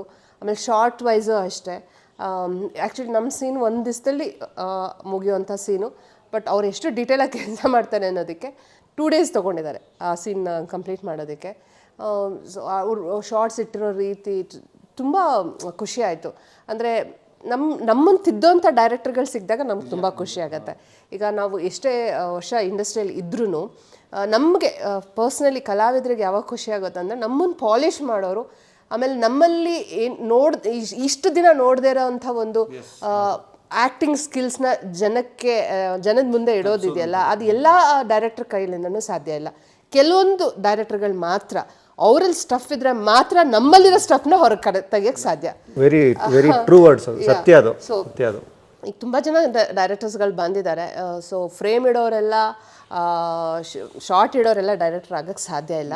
ಕಲಾವಿದನಿಗೆ ಈ ಥರ ಇರಬೇಕು, ನನಗೆ ಹೀಗೇ ಬೇಕು ಅಂತ ಡಿಮ್ಯಾಂಡ್ ಮಾಡೋ ಡೈರೆಕ್ಟರ್ಗಳು ಪರ್ಸ್ನಲಿ ನನಗಿಷ್ಟ ಆಗ್ತಾರೆ. ಕೆಲವ್ರು ಕಲಾವಿದ್ರಿಗೆ ಗೊತ್ತಿಲ್ಲ, ಇಟ್ಸ್ ಅವ್ರ ಪರ್ಸ್ನಲ್ ಇದು. ಬಟ್ ನನಗೆ ಇಲ್ಲ, ನನಗೆ ಹೀಗೆ ಬೇಕು, ಇದೇ ಬೇಕು. ಯಾಕಂದರೆ ಇವಾಗ ನಾನು ಒಂದೇ ಮೊನೋಟನಸ್ ಆಗಿ ಒಂದು ಆ್ಯಕ್ಟ್ ಮಾಡ್ಕೊಂಡು ಬಂದಿರ್ತೀನಿ. ಸೊ ನನ್ನಲ್ಲಿ ಒಂದು ಬೇರೆ ರೀತಿ ಒಂದು ಆ್ಯಕ್ಟಿಂಗ್ನ ತೆಗೆಸ್ಬೇಕು ಅಂತ ಅಂದಾಗ ಕೆಲವು ಡೈರೆಕ್ಟ್ರ್ ಬಂದಾಗ ಖುಷಿ ಆಗುತ್ತೆ. ಹೌದಲ್ವಾ, ಇದನ್ನು ಹಿಂಗೂ ಮಾಡ್ಬೋದಲ್ವಾ. ಆಮೇಲೆ ನಮ್ಮಲ್ಲಿ ನಾವು ಕಲಿಯೋದು ತುಂಬ ಇರುತ್ತೆ, ಕಲ್ತ್ಕೊಳ್ಳೋದು ತುಂಬ ಇರುತ್ತೆ. ಕಲೆ ಅನ್ನೋದು ಯಾವಾಗಲೂ ಇಟ್ಸ್ ನೆವರ್ ಎಂಡಿಂಗ್ ಅಂತಾರೆ. ದಿನ ನಾವು ಕಲಿಯೋದು ಇದ್ದೇ ಇರುತ್ತೆ. ಎಷ್ಟೇ ವರ್ಷ, 20 ವರ್ಷ ಅಲ್ಲ, 25 ವರ್ಷ ಅಲ್ಲ, 50 ವರ್ಷ ನಾವು ಇಂಡಸ್ಟ್ರಿಯಲ್ಲಿದ್ದರೂ ನಾವು ಪ್ರತಿ ಸಿನಿಮಾನೂ ನಮ್ಗೆ ಹೊಸತೆ, ಪ್ರತಿ ಸೀರಿಯಲ್ ನಮ್ಗೆ ಹೊಸತೆ ಇರುತ್ತೆ. ನಾವು ಪ್ರತಿದಿನ ನಾವು ಶೂಟ್ಗೆ ಹೋದಾಗಲೂ it will be a new day. ನಾನು ಈ ಇಂಡಸ್ಟ್ರಿಯಲ್ಲಿ ಇರೋದಕ್ಕೆ ಇನ್ನೂ ಒಂದು ಕಾರಣ ಏನು ಅಂತಂದರೆ, ಪ್ರತಿದಿನ ನಮಗೆ ಒಂದು ಹೊಸ ವಾತಾವರಣ, ಹೊಸ ಜನಗಳು. ಪ್ರತಿದಿನ ಇಟ್ಸ್ ಚಾಲೆಂಜಿಂಗ್. ಇವತ್ತೇನು ಸೀನ್ ಮಾಡಬೇಕು, ಇದನ್ನು ಹೆಂಗೆ ಆ್ಯಕ್ಟ್ ಮಾಡಬೇಕು, ಅದು ಒಂದು ತುಡಿತಾ ಇರುತ್ತಲ್ಲ, ಅದು ಬೇರೆ ಎಲ್ಲೂ ಸಿಗೋಕ್ಕೆ ಸಾಧ್ಯನೇ ಇಲ್ಲ. ನಿಮ್ಗೆ ಬೇರೆ ಯಾವ ಪ್ರೊಫೆಷನಲ್ಲೂ ಸಿಗೋಕ್ಕೆ ಸಾಧ್ಯ ಇಲ್ಲ. ಈಗ IT ಗೆ ಹೋದರೆ ಎವ್ರಿ ಡೇ ಸೇಮ್ ವರ್ಕ್ ಅಲ್ವಾ. ಸೊ ನೀವು ಏನೇ ಬೇರೆ ಕೆಲಸದಲ್ಲಿ ಅದು ರೊಟೀನ್ ಆಗಿಬಿಡುತ್ತೆ. ಬಟ್ ನಮ್ಮ ಇಂಡಸ್ಟ್ರಿಯಲ್ಲಿ ಏನಲ್ಲ, ಇವತ್ತು ಒಂದು ಸಿನಿಮಾಗೆ ಒಂದು ಲೊಕೇಶನ್ಗೆ ಹೋಗಿರ್ತೀವಿ, ಇನ್ನೊಂದು ಸಿನಿಮಾದಲ್ಲಿ ಇನ್ನೊಂದು ಲೊಕೇಶನ್ನು, ಅಲ್ಲಿ ಬೇರೆ ಡೈರೆಕ್ಟರ್ಸ್ ಜೊತೆ ಕೆಲಸ ಮಾಡ್ತೀವಿ, ಎಷ್ಟು ಜನ ಜೊತೆ ಕೆಲಸ ಮಾಡ್ತೀವಿ, ಎಷ್ಟು ಕಲಾವಿದ್ರ ಜೊತೆ ಕೆಲಸ ಮಾಡ್ತೀವಿ. ಅದು ನಮಗೆ ಇಂಟ್ರೆಸ್ಟಿಂಗ್ ಅನಿಸುತ್ತೆ. ಹಾಗಾಗಿ ನಾವು ಬೇರೆ ಕೆಲಸ ಮಾಡೋದಕ್ಕೆ ಸ್ವಲ್ಪ ಕಷ್ಟ ಆಗುತ್ತೆ. ಹೌದು. ಸೊ ಸಿನಿಮಾದವ್ರಿಗೆ ಯಾಕೆ ಕಷ್ಟ ಆಗುತ್ತೆ ಅಂತ ಅದಕ್ಕೆ ಹೇಳ್ತಾ ಇದ್ದೀನಿ. ಯಾಕಂದರೆ ಇಲ್ಲಿ ನಮ್ಗೆ ಪ್ರತಿದಿನ ಹೊಸದೆ, ಪ್ರತಿದಿನ ಚಾಲೆಂಜಿಂಗ್. ಅದು ಅಲ್ಲಿ ಉಪೇಂದ್ರ ಸರ್ ಥರ ಡೈರೆಕ್ಟರ್ಗಳು ಸಿಕ್ಬಿಟ್ರಂತೂ ನಮಗಂತೂ ಹಬ್ಬನೇ. ಯಾ ತುಂಬ ಖುಷಿ. ಯೋಗರಾಜ್ ಭಟ್ ಸರ್ ಜೊತೆನೂ ಕೆಲಸ ಮಾಡಿದಾಗ ಅವರು ಅಷ್ಟೇ ಎಷ್ಟು ಸಖತ್ತಾಗಿ ಹೇಳ್ಕೊಡ್ತಾರೆ ಅಂತಂದರೆ, ಒಂದು ಕಣ್ಣು ನೋಡೋದಿರ್ಬೋದು, ಬೆತ್ತೋದಿರ್ಬೋದು, ಅದು ತುಂಬ ಮ್ಯಾಟ್ರ್ ಆಗುತ್ತೆ. ಅಂತಂದರೆ ಅದು ಸಣ್ಣ ವಿಷಯನೇ ಅಂತ ಅನಿಸ್ಬೋದು, ಬಟ್ ಆನ್ ಸ್ಕ್ರೀನ್ ನೀವು ನೋಡಿದಾಗ ಸಿಕ್ಕಾಪಟ್ಟೆ ಡಿಫ್ರೆನ್ಸ್ ಮಾಡುತ್ತೆ. ಹಾಗೆ ಉಪೇಂದ್ರ ಸರ್ ಅಷ್ಟೇ ಅಷ್ಟು ಡೀಟೇಲಾಗಿ ಹೇಳ್ಕೊಟ್ರು. ಈಗ ನಾವು ಸೀನ್ ಪೇಪರ್ ಹೋದಾಗ 1 ಪೇಜ್ ಸೀನೆ ಅದು, ಆಯಿತಾ, ನೋಡಿದ ಇಷ್ಟೇನಾ ಅಂತಂತೀವಿ. ಬಟ್ ಅವ್ರು ಒಂದೊಂದು ಡೀಟೇಲಿಂಗ್ ಮಾಡೋದಿದೆಯಲ್ಲ, ಅದು ಲೈಕ್ ಅವ್ರು ಮುಂಚೆನೇ ಅವ್ರ ಆ್ಯಕ್ಟಿಂಗು, ಅವ್ರ ಸಿನಿಮಾಗಳಿಗೆಲ್ಲ ಫ್ಯಾನು. ಅವ್ರ ಜೊತೆ ವರ್ಕ್ ಮಾಡಿದ್ಮೇಲಂತೂ ಅವ್ರಿಗೆ ಇದ್ದಿದ್ದು ಇನ್ನೂ ಫ್ಯಾನ್ ಆಗಿಬಿಟ್ಟಿದ್ದೀನಿ ನಾನು. ಮಾತಾಡ್ತಾ ಯುವರಾಜ್ ಭಟ್ರ ಬಗ್ಗೆ ಹೇಳಿದ್ರೆ, ಆ ಡ್ರಾಮಾ ನೋಡ್ರಿ, ಡ್ರಾಮಾ ಅನ್ನೋ ಸಿನಿಮಾ ಅಂದರೆ ಒಬ್ಬ ಕಲಾವಿದನಿಗೆ ಅಥವಾ ಒಬ್ಬ ಕಲಾವಿದಗೆ ನನ್ನ ಡ್ಯೂರೇಷನ್ ಸಿನಿಮಾದಲ್ಲಿ 1 ನಿಮಿಷ ಇದೆಯೋ 1 ಅವರ್ ಇದೆಯೋ ಅದು ಯಾವುದು ಮ್ಯಾಟ್ರ್ ಆಗಲ್ಲ. ಬಟ್ ನನ್ನ ಪ್ರೆಸೆನ್ಸು ಹೇಗೆಲ್ಲ ಫೀಲ್ ಕೊಡುತ್ತೆ ಆಡಿಯನ್ಸ್ಗೆ, ಅದು ದೊಡ್ಡ ಮ್ಯಾಟ್ರ್ ಆಗುತ್ತೆ. ಅದು ನಿಮಗೆ ತುಂಬ ಕಡೆ ಪ್ರೂವ್ ಆಗಿರುತ್ತೆ. ಹೌದು. ನಾನು ಡ್ರಾಮಾ ಸಿನಿಮಾ ಮಾಡಿದಾಗ ಆ್ಯಕ್ಚುಲಿ ಅದಕ್ಕೆ ಕಂಬ್ಯಾಕ್ ಅಂತ ಹೇಳ್ಬೋದು ನನ್ನ ಸಿನಿಮಾಗೆ. ಯಾಕಂದ್ರೆ ನಾನು ಸೀರಿಯಲಲ್ಲಿ ಬ್ಯುಸಿ ಆಗಿಬಿಟ್ಟೆ. ಸೊ ಹಾಗಾಗಿ ಸಿನಿಮಾಗೆ ಬರೋಕ್ಕಾಗಲಿಲ್ಲ. ಆಮೇಲೆ ಸಿನಿಮಾದಲ್ಲ ಅಂಥ ಒಳ್ಳೆ ಪಾತ್ರಗಳು ನನಗೆ ಸಿಗ್ತಾ ಇರಲಿಲ್ಲ. ಹಾಗಾಗಿ ನಾನು ಸಿನಿಮಾ ಅವಾಯ್ಡ್ ಮಾಡಿದ್ದೆ ಅಂತಲೇ ಹೇಳ್ಬೋದು. ಬಟ್ ಡ್ರಾಮಾ ಸಿನಿಮಾಗೆ ಆ್ಯಕ್ಚುಲಿ ಇವರು ಸತೀಶ್ ಅವರು ನನಗೆ ಕಾಲ್ ಮಾಡಿದರು. ಹೀಗೊಂದು ಕ್ಯಾರೆಕ್ಟರ್ ಇದೆ, ಬಂದು ಯೋಗರಾಜ್ ಸರ್ನ ಮೀಟ್ ಮಾಡಿ ಅಂತ ಹೇಳಿದ್ರು. ನಾನಂದೆ 1 ಸೀನಾ ಅಂತ ಅಂದೆ. ಅದಕ್ಕೆ ಇಲ್ಲ, ಆ್ಯಕ್ಚುಲಿ ಇದಕ್ಕೆ ಪರ್ಫಾರ್ಮ್ ಮಾಡೋರೇ ಬೇಕು, ಅದಕ್ಕೆ ಅವ್ರ ಜೊತೆ ನಾನು ಒಂದು ಸೀರಿಯಲ್ ಆ್ಯಕ್ಟ್ ಮಾಡಿದ್ದೆ ಸತೀಶ್ ಅವ್ರ ಜೊತೆ. ಸೊ ಹಾಗಾಗಿ ಪರಿಚಯ. ಅವ್ರು ಕಾಲ್ ಮಾಡಿದರು. ಸರಿ ಆಯಿತು, ಓಕೆ. ಆಮೇಲೆ ಯೋಗರಾಜ್ ಭಟ್ ಸರ್ ಅಂತ ಹೇಳಿದ್ರಲ್ಲ, ಸೊ ಓಕೆ ನೋಡೋಣ ಅಂತ ಹೇಳಿ ಹೋದೆ. ಅವ್ರು ಹೇಳಿದ್ರು ಲೈಕ್ ಈ ಥರ ಇದೆ ಸೀನು ಅಂತ. ಹಳ್ಳಿ ಕ್ಯಾರೆಕ್ಟ್ರು, ಆ ಥರ ಒಂದು ಮಾಸ್ ಲುಕ್ಕಲ್ಲಿ ಎಲೆಡ್ಕೆ ಹಾಕ್ಕೊಂಡು ಹಳ್ಳಿ ಭಾಷೆ ಮಾತಾಡ್ಕೊಂಡು ಮಾಡಿದಂಥ ಮೊದಲನೇ ಪಾತ್ರ. ನಾನು ಇಷ್ಟು ದಿನಗಳು ಮಾಡಿದ್ದು ಫುಲ್ ರಿಚ್ ಆಗಿರೋದು, ನೆಗೆಟಿವ್ ರೂಲ್ಸು, ಶ್ರೀಮಂತೆ ಥರನೇ ಬಡವರ ರೋಲ್ ಕೊಡ್ತೇನೆ ಇರಲಿಲ್ಲ ಯಾರು ನನಗೆ. ಅಂದರೆ ನೀವು ಹಂಗೆ ಕಾಣಲ್ಲ ಅಂತ ಹೇಳ್ತಿದ್ರು. ಬಟ್ ಅದೇ ಹೇಳೋದು, ನಾನು ಅದನ್ನೇ ಹೇಳಿದೆ. ಈಗ ನಾನು ಒಂದು ಕ್ಯಾರೆಕ್ಟರ್ ಮಾಡಿದ್ದೀನಿ, ಅದಕ್ಕೆ ಫಿಕ್ಸ್ ಆಗಿಬಿಡ್ತಿದ್ರು. ಅಂದರೆ ರಿಚ್ಚು, ನೆಗೆಟಿವು, ಆ ಥರದ ರೋಲೇ ಜಾಸ್ತಿ ಮಾಡಿದ್ದು. ಬಟ್ ಯೋಗರಾಜ್ ಭಟ್ ಸರ್ ನನ್ನಲ್ಲೂ ಒಂದು ಹಳ್ಳಿ ಹುಡುಗಿನ ನೋಡಿದ್ದಾರೆ. ಇವಳ ಕೈಲಿ ಆ ಪಾತ್ರ ಮಾಡಿಸ್ಬೋದು, ಯಾಕಂದ್ರೆ ಮುಂಚೆ ಮಾಡಿಲ್ಲ ಆ ಪಾತ್ರನ. ಸೊ ಅವ್ರ ಕಾನ್ಫಿಡೆನ್ಸ್ ಇದೆಯಲ್ಲ, ಅಂದರೆ ಮಾಡಿಸ್ಬೋದು ನಾನು ಇವ್ರ ಕೈಲಿ. ಈಗ ಮಾಡಿದರೆ ಓಕೆ, ಇವ್ರು ಮಾಡಿದ್ದಾರೆ ಅದರಲ್ಲಿ, ಸೊ ಮಾಡಿಸೋದೇನು ಕಷ್ಟ ಆಗಲ್ಲ. ನಾನು ಮಾಡಿಲ್ದಿರೋ ಪಾತ್ರನ ಇವ್ರು ಮಾಡಿಸಿದ್ದಾರೆ ಅಂದರೆ ಅವ್ರ ಥಿಂಕಿಂಗ್ ಪ್ರೊಸೆಸ್ ಹೆಂಗಿದೆ ನೋಡ್ಕೊಳ್ಳಿ. ನಾನು ಅಂದೆ ಹೌದು, ಇಲ್ಲ ಇದು ಪರ್ಫಾರ್ಮ್ ಮಾಡೋರೇ ಬೇಕು, ಚೆನ್ನಾಗಿದೆ ಮಾಡಿ ಅಂತ ಹೇಳೋರು. ನಾನು ಓಕೆ ಸರಿ ಆಯಿತು ಅಂತ ಒಪ್ಕೊಂಡೆ. ಆಮೇಲೆ ಯಶ್ ಅವ್ರ ಜೊತೆನೂ ನಾನು ಸೀರಿಯಲಲ್ಲಿ ಕೆಲಸ ಮಾಡಿದ್ರಿಂದ ಸೊ ಐ ವಾಸ್ ಓಕೆ ಮಾಡೋಣ ನೋಡೋಣ ಅಂತ ಹೇಳಿ ಮಾಡಿದೆ. ಆ ಮಾಡಿದ ಸೀನು ಎಷ್ಟು ಹೆಸರು ಕೊಟ್ಟಿದೆ ಅಂದರೆ ನನಗೆ ನಿಜವಾಗ್ಲೂ ನಾನು ಥ್ಯಾಂಕ್ಸ್ ಹೇಳ್ತೀನಿ ಸತೀಶ್ ಅವರು ಫಸ್ಟು, ಯೋಗರಾಜ್ ಸರ್ಗೆ, ಆಮೇಲೆ ಎಲ್ಲ ಯಶ್ ಅವ್ರಿಗೆ, ಎಲ್ಲ ಹೋಲ್ ಕ್ರೂಗೆ ನಾನು ಥ್ಯಾಂಕ್ಸ್ ಹೇಳೋಕ್ಕೆ ಇಷ್ಟಪಡ್ತೀನಿ. ಮಾಡಿದ ಸೀನ್ ಆದರೂ ಬೆಣ್ಣೆ ಶಾಂತಮ್ಮ ಅನ್ನೋ ಹೆಸರು ಎಷ್ಟು ಫೇಮಸ್ ಆಗಿದೆ ಅಂದರೆ ಡೋಂಟ್ ಬಿಲೀವ್. ನಾನು ಇನ್ಸ್ಟಾಗ್ರಾಮಲ್ಲಿ ನಾನು ಏನಾದರೂ ಪೋಸ್ಟ್ ಹಾಕಿದ್ರೆ ಬೆಣ್ಣೆ ಶಾಂತಮ್ಮ ಅಂತಲೇ ಕಮೆಂಟ್ ಮಾಡ್ತಾರೆ. ಹಂಸ ಅನ್ನೋದಕ್ಕಿಂತ ಹೆಚ್ಚಾಗಿ ಬೆಣ್ಣೆ ಶಾಂತಮ್ಮ ಅಂತಲೇ ಕಮೆಂಟ್ ಮಾಡ್ತಾರೆ. ಸೊ ಹಾಗಾಗಿ ನಾವು ಸಿನಿಮಾದಲ್ಲಿ ಎಷ್ಟು ಹೊತ್ತಿದ್ವಿ ಅಥವಾ ಎಂಥ ಎಲ್ಲ ಸೀನ್ಗಳಲ್ಲಿ ಇದ್ವಿ ಅನ್ನೋದು ಮುಖ್ಯ ಆಗಲ್ಲ. ಮಾಡೋ ಒಂದು ಸೀನೇ ಎಫೆಕ್ಟಿವ್ ಆಗಿದ್ದರೆ, ಜನಕ್ಕೆ ರೀಚ್ ಆದರೆ ಅಷ್ಟು ಸಾಕು ಅನ್ನೋದನ್ನು ಯೋಗರಾಜ್ ಸರ್ ತೋರಿಸ್ಕೊಟ್ಟಿದ್ದಾರೆ ಇದೊಂದು ಪಾತ್ರದ ಮೂಲಕ. ಹಾಗೆ ಉಪೇಂದ್ರ ಸರ್ ಸಿನಿಮಾದಲ್ಲೂ ನಂದು ಸಣ್ಣ ಪಾತ್ರನೇ ಇರ್ಬೋದು, ಅದು ಇಂಪ್ಯಾಕ್ಟ್ ಅಂತೂ ಮಾಡುತ್ತೆ. ಇಂಪ್ಯಾಕ್ಟ್ ಮಾಡೋವಂಥ ಪಾತ್ರ, ಕತೆ ಹೇಳೋವಂಥ ಪಾತ್ರ, ಅದಂತೂ ನಾನು ಹೇಳಬಲ್ಲೆ. ಹಾಗೆ ಕೆಲವೊಂದು ಪಾತ್ರಗಳು ಜನಕ್ಕೆ ಸಣ್ಣದಾಗಿದ್ರೂ ತುಂಬ ಹತ್ತಿರ ಆಗ್ತೀವಿ ಅನ್ನೋದಕ್ಕೆ ಇದೇ ಒಂದು ಉದಾಹರಣೆ ಅಂತ ಹೇಳ್ಬೋದು. ಅಲ್ಲ, ಜೊತೆಗೆ ಅಂದ್ರಿ ನೀವು ಆಗಲೇ ಅಂದರೆ ನಾವು ಸೆಲೆಬ್ರೇಟ್ ಮಾಡೋದಂಥ ಒಬ್ಬ ನಟ, ನಾವು ಸೆಲೆಬ್ರೇಟ್ ಮಾಡೋಂಥ ಒಬ್ಬ ಡೈರೆಕ್ಟ್ರು, ಅವರ ಪ್ರಾಜೆಕ್ಟಲ್ಲಿ ನಾವು ಒಂದು ಭಾಗವಾಗ್ತೀವಿ ಅಂತಂದಾಗಲೇ ಆಬ್ವಿಯಸ್ಲಿ ದೊಡ್ಡ ಥ್ರಿಲ್ಲಿಂಗ್ ಮೂಮೆಂಟ್ ಆಗಿರುತ್ತೆ. ಬಟ್ ಈ UIL ಮಾಡಿ ಬಂದ ನಂತರ ನಿಮ್ಮ ಸುತ್ತಮುತ್ತಲಿರುವಂಥ ಮಾಹೋಲ್ ಹೇಗಿದೆ? ಈಗ UIL ಈ ಥರದ ಪಾತ್ರ ಮಾಡಿರ್ತಾರೆ, ಹೇಗಿರುತ್ತೆ ಈ ಕ್ರೇಜ್ ಹೇಗೆ ಕ್ರಿಯೇಟ್ ಆಗುತ್ತೆ ಯೂಶಲಿ? ಅಂದರೆ ಈಗ ಸಿನಿಮಾ ನೋಡಿದ್ಮೇಲೆ ನಾನು ಅದ್ರಲ್ಲಿ ಮಾಡಿದ್ದೀನಿ ಅಂತ ಎಲ್ರಿಗೂ, ಅಂದರೆ ಸಿನಿಮಾ ನೋಡಿದವ್ರಿಗೆ ಗೊತ್ತಾಗುತ್ತೆ, ಅಲ್ಲಿವರೆಗೂ ಗೊತ್ತಾಗೋದಿಲ್ಲ. ಬಿಕಾಸ್ ಟ್ರೇಲರಲ್ಲೆಲ್ಲೂ ನಾವು ಕಾಣಿಸ್ಕೊಂಡಿಲ್ಲ. ಹಾಗಾಗಿ ಈಗ ನೀವೆಲ್ಲ ಇಂಟರ್ವ್ಯೂ ಮಾಡೋದ್ರಿಂದ ಜನಕ್ಕೆ ನಾವು ಮಾಡಿದ್ದೀವಿ ಅಂತ ಗೊತ್ತಾಗುತ್ತೆ. ಸೊ ಹೇಳಿದಾಗ ಅಂದರೆ ನೀವು ಯಾವ ಸಿನಿಮಾ ಮಾಡಿದ್ದೀರಾ, ಯಾವ ಸಿನಿಮಾ ಮಾಡ್ತಾ ಇದ್ದೀರಾ ಅಂತ ಯಾರಾದರೂ ಕೇಳಿದಾಗ ನಾನು UIL ಮಾಡಿದ್ದೀನಿ, UIL ಮಾಡಿದ್ದೀರಾ, ಆ ರಿಯಾಕ್ಷನ್ ಬಂದೇ ಬರುತ್ತೆ ಅವ್ರ ಮುಖದಲ್ಲಿ. ಬೇರೆ ಯಾವುದಾದ್ರೂ ಸಿನಿಮಾ ಹೆಸರು ಹೇಳಿದ್ರೆ ಅವ್ರಿಗೆ ಹೌದಾ ಯಾವುದದು ಅಂತ ಕೇಳ್ತಾರೆ. ಆದರೆ ಸೂಪರ್ ಸ್ಟಾರ್ ಸಿನಿಮಾಗಳ ವಿಶೇಷತೆನೇ ಅದು. ಈಗ ಅವ್ರ ಸಿನಿಮಾಗಳಲ್ಲಿ ಮಾಡಿದಾಗ, ಈಗ ಜೇಮ್ಸ್ ಸಿನಿಮಾ ಮಾಡಿದೆ ಪುನೀತ್ ಸರ್ದು, ಜೇಮ್ಸ್ ಸಿನಿಮಾ ಜೇಮ್ಸ್ ಸಿನಿಮಾ ಮಾಡಿದ್ದೀರಾ ಅಂತಾರೆ. ಈಗ UIL ಮಾಡಿದ್ದೀನಿ ಅಂತಂದ್ರೆ UIL ಮಾಡಿದ್ದೀರಾ, ಹಂಗಾರೆ ನೋಡ್ತೀವಿ, ಖಂಡಿತವಾಗ್ಲೂ ನೋಡ್ತೀವಿ ಅಂತ. ಅಂದರೆ ಆ ಪಾಪ್ಯುಲಾರಿಟಿ, ಆ ಬ್ರ್ಯಾಂಡ್ ನೇಮ್ ಖಂಡಿತವಾಗ್ಲೂ ಇದೆ. ಅದಂತೂ ಖುಷಿ ಇದೆ. UIL ಅಂಥ ಒಂದು ಸಿನಿಮಾದಲ್ಲಿ I am part of it ಅನ್ನೋದಕ್ಕೆ. ಆಗ್ಬೋದು, ಆಗದೆ ಇರ್ಬೋದು, ರೀಚ್ ಆಗ್ಬೋದು, ರೀಚ್ ಆಗದೆ ಇರ್ಬೋದು, ಹೇಳೋಕ್ಕಾಗಲ್ಲ. ಸಣ್ಣ ಪುಟ್ಟ ಸಿನಿಮಾಗಳು ಸೂಪರ್ ಹಿಟ್ ಆಗಿರೋದು ಇದೆ. ಬಟ್ ನಾವು ಮಾಡುವಾಗ ಏನು ನಾವು ಜಡ್ಜ್ ಮಾಡೋಕ್ಕಾಗಲ್ಲ ಅದ್ರ ಬಗ್ಗೆ. ಸೊ ಸೆಕೆಂಡ್ ಥಾಟ್ ಇದ್ದೇ ಇರುತ್ತೆ, ಇದು ಆಗ್ಬೋದು, ಆಗದೆ ಇರ್ಬೋದು. ಬಟ್ ಈ ಸೂಪರ್ ಸ್ಟಾರ್ ಸಿನಿಮಾಗಳಲ್ಲಿ ಮಾಡಿದಾಗ ಒಂದು ಖುಷಿ ವಿಚಾರ ಏನಂತಂದರೆ, ಈಗ ಕಲಾವಿದರಿಗೆ ದುಡ್ಡಿಗಿಂತ ಹೆಚ್ಚು ಹೆಸರು ಮಾಡೋ ಒಂದು ತವಕ, ಹೆಸರು ಮಾಡೋಂಥ ತವಕ ಅಂತೂ ನಮಗಿದ್ದೇ ಇರುತ್ತೆ. ಜನಕ್ಕೆ ಇನ್ನೂ ಜಾಸ್ತಿ ಕನೆಕ್ಟ್ ಆಗಬೇಕು ಅನ್ನೋ ಒಂದು ಇಂಟೆನ್ಷನ್ ಎಲ್ಲ ಕಲಾವಿದರಲ್ಲಿ ಇರೋದು. ದುಡ್ಡು ಇಟ್ ಕಮ್ ಸೆಕೆಂಡ್ರಿ. ಎಲ್ಲ ಕಲಾವಿದರು ಫಸ್ಟ್ ನೋಡೋದೆ ನೇಮ್ ಫೇಮ್ ಬೇಕು ಅನ್ನೋದೇ. ಸೊ ಸೂಪರ್ ಸ್ಟಾರ್ ಸಿನಿಮಾಗಳಲ್ಲಿ ಮಾಡಿದಾಗ ಆ ನೇಮ್ ಫೇಮ್ ಡೆಫಿನೆಟಾಗಿ ನಮಗೆ ಸಿಗುತ್ತೆ. ಸೊ ಹಾಗಾಗಿ ಖುಷಿ ಇದೆ. ಆಮೇಲೆ ಒಳ್ಳೆ ಸಿನಿಮಾದಲ್ಲಿ ನಾನು ಒಬ್ಬಳು ಪಾರ್ಟ್ ಆಫ್ ಇಟ್ ಅಂದಾಗ ಇನ್ನೂ ಖುಷಿ ಆಗುತ್ತೆ. ಉಪೇಂದ್ರ ಸರ್ ಜೊತೆ ಕೆಲಸ ಮಾಡಿದ್ದೀನಿ ಅಂತ ಹೇಳ್ಕೊಳ್ಳೋದೇ ಒಂದು ಹೆಮ್ಮೆ. ಈಗ ಪುನೀತ್ ಸರ್ ಜೊತೆ ಕೆಲಸ ಮಾಡಿದ್ದೀನಿ ಅಂದಾಗ ಒಂದು ಫೆದರ್ ಬರುತ್ತೆ ಕ್ರೌನ್ಗೆ. ಉಪೇಂದ್ರ ಸರ್ ಜೊತೆ ಮಾಡಿದ್ದೀನಿ ಇನ್ನೊಂದು ಫೆದರು. ಶಿವಣ್ಣ ಅವ್ರ ಜೊತೆ ಈಗ ಕರ್ನಾಟಕ ದಮನಕನೂ ಮಾಡಿದಾಗ ಸೊ ಲೈಕ್ ಅವ್ರ ಜೊತೆ ಎಲ್ಲ ಕೆಲಸ ಮಾಡೋದು ಖುಷಿ. ಆ್ಯಕ್ಚುಲಿ ನಾವು ಚಿಕ್ಕವರಿರುವಾಗ ಶಿವಣ್ಣನ ಫ್ಯಾನ್ ನಾನು. ಅಂದರೆ ಈಗ ನಿನ್ನ ಫೇವ್ರೆಟ್ ಹೀರೋ ಯಾರು ಅಂದಾಗ ನಮ್ಗೆ ಬರ್ತಾಯಿದ್ದ ಹೆಸರು ಶಿವಣ್ಣ ಸರು, ಆಮೇಲೆ ರವಿಚಂದ್ರನ್ ಸರ್ ನೇಮೆ. ಅವರು ಎರಡು ಬೇರೆ ಥರದ ಡೈಮೆನ್ಷನ್ಲಿ ದೊಡ್ಡ ಸಾಧನೆ ಮಾಡೋದಂತಾರೆ. ಸೊ ನಾವು ಚಿಕ್ಕ ವಯಸ್ಸಿಂದ ಇವಾಗ ಏನಾದರೂ ನಾವು ಆಟ ಆಡುವಾಗ ಏನಾದರೂ ಮಾಡುವಾಗ ಓಕೆ ನಾನು ಶಿವಣ್ಣನ ಫ್ಯಾನು ಅನ್ನೋದು ಇರ್ಬೋದು, ಅಥವಾ ರವಿಚಂದ್ರನ್ ಸರ್ ಫ್ಯಾನ್ ಅಂತ ಹೇಳಿ ಆ ಥರ ಒಂದು ಚೈಲ್ಡ್ಹುಡ್ಡಲ್ಲಿಂದ ಅವ್ರನ್ನ ನಾವು ಒಂದು ಹೀರೋಯಿಕ್ ಪರ್ಸ್ನಾಲಿಟಿ ಥರ ನೋಡ್ಕೊಂಬಂದವರು ಉಪೇಂದ್ರ ಸರ್ ಅವ್ರನ್ನೆಲ್ಲರನ್ನೂ.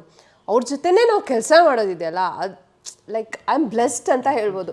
ನಾನು ಶಿವಣ್ಣ ಸರ್ ಜೊತೆ ಆ್ಯಕ್ಟ್ ಮಾಡಿದ್ದೀನಿ, ಉಪೇಂದ್ರ ಸರ್ ಜೊತೆ ಆ್ಯಕ್ಟ್ ಮಾಡಿದೆ, ರವಿಚಂದ್ರನ್ ಸರ್ ಜೊತೆ ಆ್ಯಕ್ಟ್ ಮಾಡಿದ್ದೀನಿ, ಆಲ್ಮೋಸ್ಟ್ ಎಲ್ಲ ಸ್ಟಾರ್ಗಳ ಜೊತೆ ಆ್ಯಕ್ಟ್ ಮಾಡಿದ್ದೀನಿ, ದರ್ಶನ್ ಸರ್ ಜೊತೆ ಆ್ಯಕ್ಟ್ ಮಾಡಿದ್ದೀನಿ, ಸುದೀಪ್ ಸರ್ ಜೊತೆ ಆ್ಯಕ್ಟ್ ಮಾಡಿದ್ದೀನಿ, ಗಣೇಶ್ ಅವ್ರ ಜೊತೆ ಆ್ಯಕ್ಟ್ ಮಾಡಿದ್ದೀನಿ.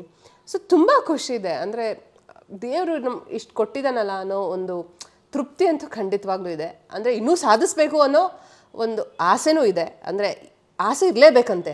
ಯಾವಾಗ ನಮ್ಮಲ್ಲಿ ಸಾಕು ಅಂತ ಅನಿಸ್ಬಿಡುತ್ತೋ ಅಲ್ಲಿಗೆ ನಮ್ಮದು ಜರ್ನಿ ಎಂಡ್ ಆಗಿಬಿಡುತ್ತೆ. ಎಲ್ಲಿವರೆಗೂ ನಮಗೆ ಬಯಕೆಗಳಿರುತ್ತೋ ಅಲ್ಲಿವರೆಗೂ ವಿಲ್ ಬಿ ಅಲೈವ್. ಸೊ ಇನ್ನೂ ಏನೋ ಸಾಧಿಸ್ಬೇಕು ಅನ್ನೋದಂತೂ ಖಂಡಿತವಾಗ್ಲೂ ಇದೆ. ಬಟ್ ಇವ್ರಗಳ ಜೊತೆ ಎಲ್ಲ ಕೆಲಸ ಮಾಡಿದ್ದೀನಿ ಅನ್ನೋ ಖುಷಿ ಅಂತೂ ಸಿಕ್ಕಾಪಟ್ಟೆ ಇದೆ. ಅಲ್ಲ UI ಬಗ್ಗೆ ಮಾತಾಡ್ತಾ ಬಂದಾಗ ಇಲ್ಲಿ ಒಂದೊಂದು ಕಂಪ್ಲೀಟ್ ಇಂಡಸ್ಟ್ರಿ ಬಂದೋಯ್ತು. ಅಪ್ಪಣ್ಣ ಬಂದೋದ್ರು, ಶಿವಣ್ಣ ಬಂದೋದ್ರು, ರವಿ ಸರ್ ಬಂದೋದ್ರು. ಅಂದರೆ ನಿಮ್ಮ ಜರ್ನಿಲಿ ಇವರೆಲ್ಲರ ಪಾತ್ರವು ದೊಡ್ಡದಾಗಿರುತ್ತೆ. ಅಂದರೆ ನೀವು ಸಿನಿಮಾಲಿ ಆ್ಯಕ್ಟ್ ಮಾಡಿರ್ತೀರಿ, ಬಟ್ ಅದಕ್ಕೊಂದು ಸಂಭಾವನೆ ದೊಡ್ಡದು ಸಣ್ಣದಂತಲ್ಲ, ಬಟ್ ನಿಮ್ಮ ಪ್ರೆಸೆನ್ಸು ಆಗಿರುತ್ತೆ. ನನಗೆ ಮನೋಹರ್ ಸರ್ ಒಂದು ಮಾತು ಹೇಳ್ತಾ ಇದ್ದಾರೆ, ಅಂದರೆ ಉಪೇಂದ್ರ ಎಷ್ಟು ಬ್ರಿಲಿಯಂಟು ಅಂತಂದರೆ ತಿರುಪತಿ ವೆಂಕಟರಮಣ ಸ್ವಾಮಿಯ ಆ ನಾಮದಲ್ಲಿ UI ಫೀಲ್ ಮಾಡ್ತಾರೆ. ಅದು ಎಷ್ಟು ಜನಕ್ಕೆ ಗೊತ್ತಾಗಿಲ್ವಲ್ಲ ನಮ್ಗೆ ಇಲ್ಲಿ ತನಕನೂ. ಈ ಒಂದು ಬ್ರಿಲಿಯನ್ಸಿ ಹೇಗೆ ಕನೆಕ್ಟ್ ಆಗ್ತಾ ಹೋಗುತ್ತೆ ಆಡಿಯನ್ಸ್ಗೆ ಅಂತ ನಿಮ್ಮ ಪ್ರಕಾರ? ಆ ನಾಮದಲ್ಲಿ UI ಅನ್ನೋದನ್ನು ಉಪೇಂದ್ರ ಅವರು ಹಿಡಿತಾರೆ. ಯಾರು ನೋಡದೇ ಇರೋದನ್ನೇನೋ ಒಂದು ಮಾತಿದೆಯಲ್ಲ, ಅದೇ ಆಡು ಮುಟ್ಟದ ಸೊಪ್ಪಿಲ್ಲ ಉಪೇಂದ್ರ ಮಾಡೋದು ಸಿನಿಮಾಗಳಿಲ್ಲ ಅಂತಾರೆ, ಆ ಥರ. ಸೊ ಹಾಗಾಗಿ ಅದೇ ರವಿ ಕಾಣದನ್ನ ಕವಿ ಕಂಡ ಅಂತ ಹೇಳ್ತಾರಲ್ಲ, ಅದನ್ನ ನಾನು ಹೇಳಕ್ ಹೋದೆ. ರವಿ ಕಾಣದನ್ನ ಕವಿ ಕಂಡ ಅನ್ನೋ ಹಾಗೆ ಉಪೇಂದ್ರ ಸರು ನಾವ್ಯಾರೂ ಇಮ್ಯಾಜಿನೇಷನೇ ಮಾಡ್ಕೊಳಕ್ ಆಗಿರಲ್ಲ, ನಾವ್ಯಾರೂ ಅದನ್ನ ಯೋಚನೆ ಕೂಡ ಮಾಡಿರಲ್ಲ ಅಂತ ಒಂದು ಕಾನ್ಸೆಪ್ಟ್ ತೊಗೊಂಡು ಬರ್ತಾರೆ. ಅದೇ ನಾನು ಅವಾಗಲೇ ಹೇಳಿದ್ನಲ್ಲ, ರೈಟ್ ಫ್ರಮ್ ದ ಪೋಸ್ಟರಿಂದ ಹಿಡಿದು ಥಿಯೇಟ್ರಲ್ಲಿ ಸಿನಿಮಾ ರಿಲೀಸ್ ಆಗೋ ತನಕ ಇರ್ಬೋದು, ಅವ್ರದ್ದೊಂದು ಯೂನಿಕ್ನೆಸ್ ಅಂತೂ ಖಂಡಿತವಾಗ್ಲೂ ಇದೆ. ಸೊ ಆ ನಾಮದಲ್ಲಿ UI ಎರಡು ಅಂತಂದರೆ ನೀನು ಇದೆಯಾ ನಾನು ಇದ್ದೀನಿ ಅನ್ನೋದನ್ನು UI ಅಂದರೆ ಅದೇ ತಾನೆ, ನೀನು ನಾನು ಎರಡೂ ನಮ್ಮಲ್ಲೇ ಇರುತ್ತೆ ಅನ್ನೋದನ್ನು ತೋರ್ಸೋಕೆ ಹೊರಟಿದ್ದಾರೆ ಅಂತ ನನಗನ್ಸುತ್ತೆ. ಬಿಕಾಸ್ ಹೋಲ್ ಸಿನಿಮಾ ಕತೆ ಖಂಡಿತವಾಗಿ ನನಗೂ ಗೊತ್ತಿಲ್ಲ. ನಾನು ಸಿನಿಮಾ ನೋಡಿದಾಗಲೇ ನನಗೂ ಗೊತ್ತಾಗೋದು ಕಂಪ್ಲೀಟಾಗಿ ಏನು ಅದು ಒಂದು ಸಿನಿಮಾದೇನು ಕತೆ ಇದೆ ಅನ್ನೋದು. ಬಟ್ ಅದೇ ಆ ನಾಮದಲ್ಲಿ ತೋರಿಸಿದ್ದಾರೆ ಅಂತಂದರೆ ಕ್ಯೂರಿಯಾಸಿಟಿ, ಲೈಕ್ ಹೇಗೆ ಏನು ಅಂತ ಗೊತ್ತಿಲ್ಲ, ನೋಡಿದ್ರೆ ಗೊತ್ತಾಗುತ್ತೆ. ಅಲ್ಲ ನೋಡಿ, ಫಾರ್ ಎಕ್ಸಾಂಪಲ್ U&I ಅಂದಾಗ ನನ್ನ ಪಾಯಿಂಟ್ ಆಫ್ ವ್ಯೂ U&I ಆಯಿತು, ನಿಮ್ಮ ಪಾಯಿಂಟ್ ಆಫ್ ವ್ಯೂ U&I ಆಯಿತು, ಎಲ್ಲವೂ ಕನೆಕ್ಷನ್ ಹೆಂಗೆ ಬೇಕಾದ್ರೂ ಅರ್ಥ ಮಾಡ್ಕೋಬೋದು. ಅದನ್ನೇ ಇವಾಗ ನಾನು ಅಂದ್ಕೊಂಡೆ ನಾನು ನೀನು ಅನ್ನೋದು UI ಅಂತ, ನೀವು ಹೇಳಿದ್ರಿ ನನ್ನ ಪಾಯಿಂಟ್ ಆಫ್ ವ್ಯೂ ನಿನ್ನ ಪಾಯಿಂಟ್ ಆಫ್ ವ್ಯೂ ಬೇರೆ ಬೇರೆ ಇರ್ಬೋದು. ಈಗ ನಾನು ಅದು ಒಳ್ಳೇದು ಅಂತ ಹೇಳಿದಾಗ ನಿಮ್ಮ ಪಾಯಿಂಟ್ ಆಫ್ ವ್ಯೂ ಅದು ಕೆಟ್ಟದ್ದು ಇರ್ಬೋದು ಅಲ್ವಾ? ಅಂದರೆ ಈಗ ಪೇಷನ್ಸ್ ಆಗಿರಬೇಕು ಅನ್ನೋದು ನನ್ನ ಥಾಟ್ ಆದರೆ, ನೀವು ಎಲ್ಲನೂ ಯಾಕೆ ಸಹಿಸ್ಕೊಂಡು ಹೋಗಬೇಕು ಅನ್ನೋ ಥಾಟ್ ನಿಮ್ದಿರ್ಬೋದು. ಸೊ ಇವಾಗ ನೀವು ಅದನ್ನೇ ಹೇಳಿದ್ರಲ್ಲ, ಈಗ ನಿಮ್ಮ ಒಂದು ಅನಿಸಿಕೆ ಇರ್ಬೋದು, ಇದು ನನ್ನ ಅನಿಸಿಕೆ ಇರ್ಬೋದು, ಅದೂ ಇರ್ಬೋದು ಸಿನಿಮಾದಲ್ಲಿ, ಗೊತ್ತಿಲ್ಲ. ಸೊ ಜನರು ಸಿನಿಮಾಗೆ ಬಂದು ಹೇಗೆ ನೋಡಿ ಅರ್ಥ ಮಾಡ್ಕೋತಾರೋ ಹಾಗೆ ನಾನು ಸಿನಿಮಾ ನೋಡಿ ಅರ್ಥ ಮಾಡ್ಕೋಬೇಕು. ಬಟ್ ಇದೆಲ್ಲ ಗೆಸ್ಸಿಂಗ್ ಅಷ್ಟೇ. ಬಟ್ ಅವ್ರ ಒಂದು ಯೂನಿಕ್ನೆಸ್ಗೆ ಹ್ಯಾಟ್ಸ್ ಆಫ್. ಅಲ್ಲ, ಜೊತೆಗೆ ಒಂದೇ ಜನ ಮಾತಾಡ್ತಿದ್ದಾರೆ, UI ಅಂದರೆ ನನ್ನಲ್ಲಿ ನೀವು ಅಂತ. UI ನನ್ನಲ್ಲಿ ನೀವಿದ್ದೀರಿ ಅಂದರೆ ಉಪೇಂದ್ರ ಅವರಲ್ಲಿ ನಾವೆಲ್ಲ, ಅಂದರೆ ಸಿನಿಮಾನ ಪ್ರೀತಿಸುವಂಥ ಪ್ರತಿಯೊಬ್ಬ ಅಭಿಮಾನಿನೂ ಉಪೇಂದ್ರ ಅವರ ಸಿನಿಮಾಗೋಸ್ಕರ ಕಾಯ್ತಾರೆ. ಈ ಸಿನಿಮಾದ ಈ ಕ್ರೇಜ್ ನೋಡಿದಾಗ ಸಿನಿಮಾ ಫ್ಯಾನ್ ಆಗಿ ಹಂಸ ಅವರಿಗೆ ಏನೆಲ್ಲ ಫೀಲ್ ಆಗುತ್ತೆ? Fantasy point of cinema release ಆದ ನಂತರ ಈ ಥರದ್ದು ಒಂದಷ್ಟು ಚೇಂಜಸ್ ಆಗಬೇಕು ಸರ್, ಅಂದರೆ ಕತೆ ವೈಸ್ ಆಯಿತು ಅಥವಾ ಸೊಸೈಟಿ ವೈಸ್ ಆಯಿತು, ಸಿನಿಮಾಗಳು ಎಷ್ಟು ತಿದ್ದಬೇಕು ಜನಗಳನ್ನು ಅಂತ ನಿಮ್ಮ ಪ್ರಕಾರ? ಈಗ ಜನರಲ್ ಆಗಿ ಹೇಳ್ತಾರೆ, ಸಿನಿಮಾಗಳು ಹುಟ್ಕೊಂಡಿದ್ದೆ ಹಂಗಲ್ವಾ? ಈಗ ಒಂದು ಪೋಸ್ಟರ್ ಆಗಿರ್ಬೋದು, ಆವಾಗ ಲೈಕ್ ಬಿಫೋರ್ ಫ್ರೀಡಮ್ ನಾನು ಹೇಳ್ತಾ ಇರೋದು, ಒಂದು ಪೋಸ್ಟರ್ ಒಂದು ಚಿತ್ರಗಳಾಗಿರ್ಬೇಕು, ಏನೋ ಒಂದು ಮೆಸೇಜ್ ಕೊಡ್ತಾಯಿತ್ತು ಜನಕ್ಕೆ, ಏನೋ ಒಂದು ದಾರಿ ದೀಪವಾಗ್ತಾಯಿತ್ತು. ನಾವು ಅಣ್ಣೋ ಸಿನಿಮಾಗಳೆಲ್ಲ ನೋಡ್ಕೊಂಡು ಬಂದಾಗ ಒಂದು ಒಟ್ಟು ಕುಟುಂಬ ಅಂದರೆ ಹೇಗಿರಬೇಕು, ಅಣ್ಣ ತಮ್ಮ ಅಂದರೆ ಹೇಗಿರಬೇಕು, ಗಂಡ ಹೆಂಡತಿ ಅಂದರೆ ಹೇಗಿರಬೇಕು, ಪ್ರೇಮಿಗಳಂದರೆ ಹೇಗಿರಬೇಕು ಅನ್ನೋದನ್ನು ತೋರಿಸ್ಕೊಟ್ಟ ಬಂದಂಥವ್ರು ಆ ಸಿನಿಮಾಗಳಲ್ಲೆಲ್ಲ. ಫ್ಯಾಮಿಲಿ ಸಿನಿಮಾಗಳು ಹೆಚ್ಚಾಗಿ ಬರ್ತಾಯಿತ್ತು ಆವಾಗೆಲ್ಲ. ಸೊ ಸಿನಿಮಾಗಳು ತುಂಬ ಪ್ರಭಾವ ಬೀರುತ್ತೆ ಎಲ್ಲರ ಮೇಲೂ. ಈಗ ಒಂದು ಸಾಂಗ್ ಇರ್ಬೋದು, ಒಂದು ಟ್ರೆಂಡಿಂಗ್ ಎಷ್ಟು ಬೇಗ ಆಗುತ್ತಲ್ವಾ? ಸೊ ಎಷ್ಟು ನಮ್ಮ ಮೇಲೆ ಪ್ರಭಾವ ಬೀರುತ್ತೆ. ಅದ್ರ ಒಂದು ಲಿರಿಕ್ಸ್ ಇರ್ಬೋದು, ಒಂದು ಸಾಂಗ್ ಇರ್ಬೋದು, ಒಂದು ಕೆಲವರು ಈಗ ದೊಡ್ಡವರು ಒಂದು ಡೈಲಾಗ್ ಹೊಡಿತಾರೆ ಸಿನಿಮಾದಲ್ಲಿ, ಸೂಪರ್ ಸ್ಟಾರ್ಗಳು ಡೈಲಾಗ್ ಹೊಡಿಯೋದನ್ನು ಅವ್ರ ಅಭಿಮಾನಿಗಳು ಎಷ್ಟು ಸೀರಿಯಸ್ ಆಗಿ ತೊಗೋತಾರೆ, ಎಷ್ಟು ಜನ ಅದನ್ನು ಅಳವಡಿಸ್ಕೋತಾರೆ, ಒಂದು ಹೇರ್ ಸ್ಟೈಲಿಂದ ಹಿಡಿದು ಒಂದು ಕಾಸ್ಟ್ಯೂಮಿಂದ ಹಿಡಿದು ಫಾಲೋ ಮಾಡ್ತಾರೆ. ಸೊ ಸಿನಿಮಾಗಳು ಸಿಕ್ಕಾಪಟ್ಟೆ ಇಂಪ್ಯಾಕ್ಟ್ ಮಾಡುತ್ತೆ. ನಾವೇನೇ ಈಗ ಅಜ್ಜಿ ತಾತಂದಿರು ನಮ್ಮ ಕಥೆಗಳು ಹೇಳಿದಾಗ ನಾವೊಂದು ಇಮ್ಯಾಜಿನ್ ಮಾಡ್ಕೊತಾ ಇದ್ವಿ, ಓ ಹಿಂಗಿತ್ತು. ಇವಾಗ ರಾಮಾಯಣ ಮಹಾಭಾರತ ಯಾರು ನೋಡಿದ್ದಿಲ್ಲ, ಅವ್ರು ಹೇಳಿರೋದು ನಾವು ಕೇಳಿರೋದು, ನಾವು ಇಮ್ಯಾಜಿನ್ ಮಾಡ್ಕೊಂಡಿರೋದು. ಸೊ ಹಿಂಗಿರಬೇಕು ನಾವು. ರಾಮಾಯಣ ಇರ್ಬೋದು, ಮಹಾಭಾರತ ಇರ್ಬೋದು, ಯಾಕೆ ಎಪಿಕ್ ಬುಕ್ಸ್ಗಳು ಬಂದಿದೆ ಅಂತಂದರೆ ನಾವು ಅದನ್ನ ಜೀವನದಲ್ಲಿ ಅಳವಡಿಸ್ಕೊಂಡು ಹೋಗಬೇಕು ಅನ್ನೋದು ಒಂದು ದೃಷ್ಟಿಯಿಂದ ಆ ಎಪಿಕ್ ಬುಕ್ಗಳು ಮಾಡಿದ್ದಾರೆ, ಹೋಲಿ ಬುಕ್ಸ್ಗಳು ಮಾಡಿರೋದು. ಸೊ ಅದೇ ರೀತಿ ಈಗ ಸಿನಿಮಾಗಳಲ್ಲಿ ನಮ್ಗೆ ಒಳ್ಳೆಯದೇ ತೋರಿಸಿದ್ರೆ ಒಂದು ಈಗಿನ ಜನ್ರೇಷನ್ನ ಅಥವಾ ಮುಂದಿನ ಪೀಳಿಗೆಗಳನ್ನ ಒಂದು ಒಳ್ಳೆ ದಾರಿಯಲ್ಲಿ ತೊಗೊಂಡು ಹೋಗ್ಬೋದು. ಒಳ್ಳೆ ಸಿನಿಮಾಗಳು ಬರೋದ್ರಿಂದ ಜನದ ಮೇಲೆ ತುಂಬ ಇಂಪ್ಯಾಕ್ಟ್ ಆಗುತ್ತೆ. ಡೆಫಿನೆಟ್ಟಾಗಿ ಒಂದು ಪ್ರಭಾವ ಬೀರುತ್ತೆ. ಅದು ಒಳ್ಳೆ ಸಿನಿಮಾಗಳು ಬಂದು ಒಳ್ಳೆ ರೀತಿಯಲ್ಲಿ ಜನರನ್ನ ಕನ್ವರ್ಟ್ ಮಾಡಿದ್ರೆ ತುಂಬ ಖುಷಿ ಆಗುತ್ತೆ. ಸೊ ಡೆಫಿನೆಟ್ಟಾಗಿ ಉಪೇಂದ್ರ ಸರ್ ಸಿನಿಮಾಲಿ ಏನೋ ಒಂದು ಮಾರಲ್ ಇದ್ದೇ ಇರುತ್ತೆ. ಅವರು ಇವಾಗ ಸಿನಿಮಾದಲ್ಲಿ ನಾನು ಅಂತಂದರೆ ನಾನು ಅನ್ನೋದನ್ನ ಯಾವಾಗ ನಾವು ಬಿಡಬೇಕು ಅಂತ ತೋರಿಸ್ಕೊಟ್ಟಿದ್ದಾರೆ. ನಾನು ಅನ್ನೋದು ಅಹಂಕಾರನ ನಾವು ಬಿಡಬೇಕು ಅಂತ ತೋರಿಸಿರೋ ಒಂದು ಅವರೇ ಒಂದು ಕ್ಯಾರೆಕ್ಟರ್ ಆಗಿ ನಾನು ಅನ್ನೋದೊಂದು ಕ್ಯಾರೆಕ್ಟರ್ ಆಗಿ ಹಾಗೆ ಸಿಂಬಾಲಿಕ್ಕಾಗಿ ತೋರಿಸಿದ್ದಾರೆ. ಸೊ ಡೆಫಿನೆಟಾಗಿ ಈ ಸಿನಿಮಾದಲ್ಲೂ ಏನೋ ಒಂದು ಮಾರಲ್ ಇರುತ್ತೆ. UI ಅಂತ ಇವಾಗ ನೀವೊಂದು ಅದಕ್ಕೊಂದು ಹೇಳಿದ್ರಿ, ನಾನೊಂದು ಹೇಳಿದೆ, ಆಮೇಲೆ ಇನ್ನೂ ಕೆಲವರು ಮಾತಾಡ್ತಿದ್ದಾರೆ ನನ್ನೊಳಗಡೆನೇ ನಾನು ಇದನ್ನ ಸಮಥಿಂಗ್ ಆ ಥರ. ಸೊ ಆ ಥರ ಒಂದು ಸಿನಿಮಾ ಟೈಟಲ್ ಆ ಥರ ಇದೆ, ಟ್ರೈಲರ್ ಕೂಡ ಆ ಥರ ಇರೋದ್ರಿಂದ ಡೆಫಿನೆಟಾಗಿ ಇದರಲ್ಲಂತೂ ಒಂದು ಒಳ್ಳೆ ಮೆಸೇಜ್ ಇರುತ್ತೆ. ಜನ ಹೇಗೆ ಅದನ್ನು ತಗೋತಾರೆ ನೋಡಬೇಕು, ಅದರಲ್ಲಿ ಎಷ್ಟು ಮಾತ್ರ ಒಳ್ಳೆಯದನ್ನು ಅಳವಡಿಸ್ಕೋತಾರೆ ನೋಡಬೇಕು. So definitely it will be a very good cinema.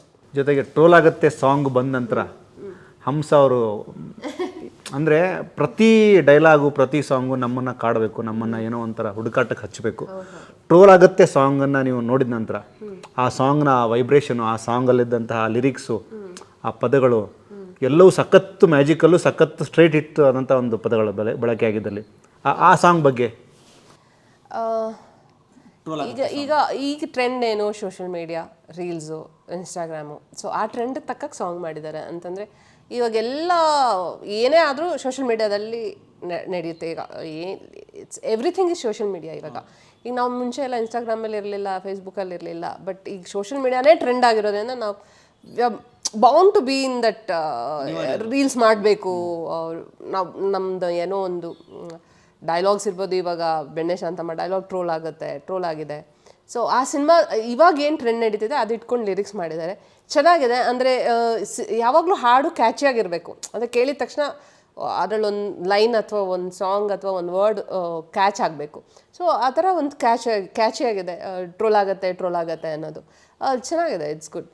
ಈ ಟ್ರೋಲ್ ಅನ್ನೋದಕ್ಕೆ ಹಂಸ ಕೊಡುವಂಥ ರಿಯಾಕ್ಷನ್ ಏನು ಅಂದರೆ ನಾಟ್ ಅಬೌಟ್ ಎಕ್ಸಾಕ್ಟ್ಲಿ UI ಬಗ್ಗೆ ಅಂತಲ್ಲ, ಟ್ರೋಲ್ ಗುರು ಎಸ್ ಗುರು ನಾನು ಟ್ರೋಲ್ ಆಗಬೇಕು, ಇದು ಟ್ರೋಲ್ ಆಗುತ್ತೆ. ಈ ಟ್ರೋಲ್ ಅನ್ನೋದಕ್ಕೆ ನೀವು ಕೊಡೋದ ಡೆಫಿನೇಷನ್ ಏನು?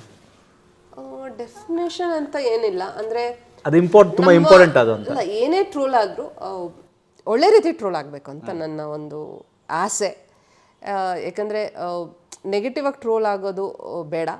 ಸಿನಿಮಾ ಇರ್ಬೋದು, ನಮ್ಮ ಪರ್ಸನಲ್ ಲೈಫ್ ಇರ್ಬೋದು, ಅಥವಾ ನಾವು ಮಾಡೋ ಯಾವುದೇ ಕೆಲಸ ಇರ್ಬೋದು, ಒಳ್ಳೆ ರೀತಿಯಲ್ಲಿ ಟ್ರೋಲ್ ಆದರೆ ಚೆಂದ ಅನಿಸುತ್ತೆ. ಈಗ ಬೆಣ್ಣೆ ಶಾಂತಮ್ಮ ಒಂದು ಒಳ್ಳೆ ರೀತಿ ಟ್ರೋಲ್ ಆಗಿರೋದು, ಅಂದರೆ ಯಾಕೋ ಬೆಣ್ಣೆ ಶಾಂತಮ್ಮನ ಗದ್ದೆ ಕರೆದೆ ಅನ್ನೋದೊಂದು ಡೈಲಾಗು ಸಿಕ್ಕಾಪಟ್ಟೆ ಟ್ರೋಲ್ ಆಗಿದೆ. ಸೊ ಖುಷಿ ಆಗುತ್ತೆ. ಅಂದರೆ ಜನ ಅದನ್ನು ಒಂಥರ ಫನ್ನಾಗಿ ಇಷ್ಟಪಟ್ಟು ಕಾಮಿಡಿಯಾಗಿ ನೋಡೋದು, ಅದರಿಂದ ನನ್ನ ಗುರುತಿಸೋದು ಖುಷಿ ಆಗುತ್ತೆ. ಸೊ ಟ್ರೋಲ್ ಆಗೋದು ಏನೇ ಆದರೂ ಒಳ್ಳೆ ರೀತಿಯಲ್ಲಿ ಆಗಲಿ ಅಷ್ಟೇ. ಟ್ರೋಲ್ ಅನ್ನೋದಾಗಲಿ, ಬಟ್ ಅದು ಒಳ್ಳೆದಕ್ಕೆ ಟ್ರೋಲ್ ಆಗಲಿ, ಒಳ್ಳೆ ವಿಷಯ ಟ್ರೋಲ್ ಆಗಬೇಕು. ಈಗ UI ಸಿನಿಮಾನು ಖಂಡಿತವಾಗ್ಲೂ ಟ್ರೋಲ್ ಆಗುತ್ತೆ. ಯಾಕಂದರೆ ಅವ್ರ ಕಾಸ್ಟ್ಯೂಮ್ ಇರ್ಬೋದು, ಡೈಲಾಗ್ಸ್ ಇರ್ಬೋದು, ಅವ್ರ ಸಿನಿಮಾದಲ್ಲಿ ಇರೋಂಥ ಕತೆ ಖಂಡಿತವಾಗ್ಲೂ ಯಾವುದೋ ಒಂದಂತೂ ಟ್ರೋಲ್ ಆಗೇ ಆಗುತ್ತೆ.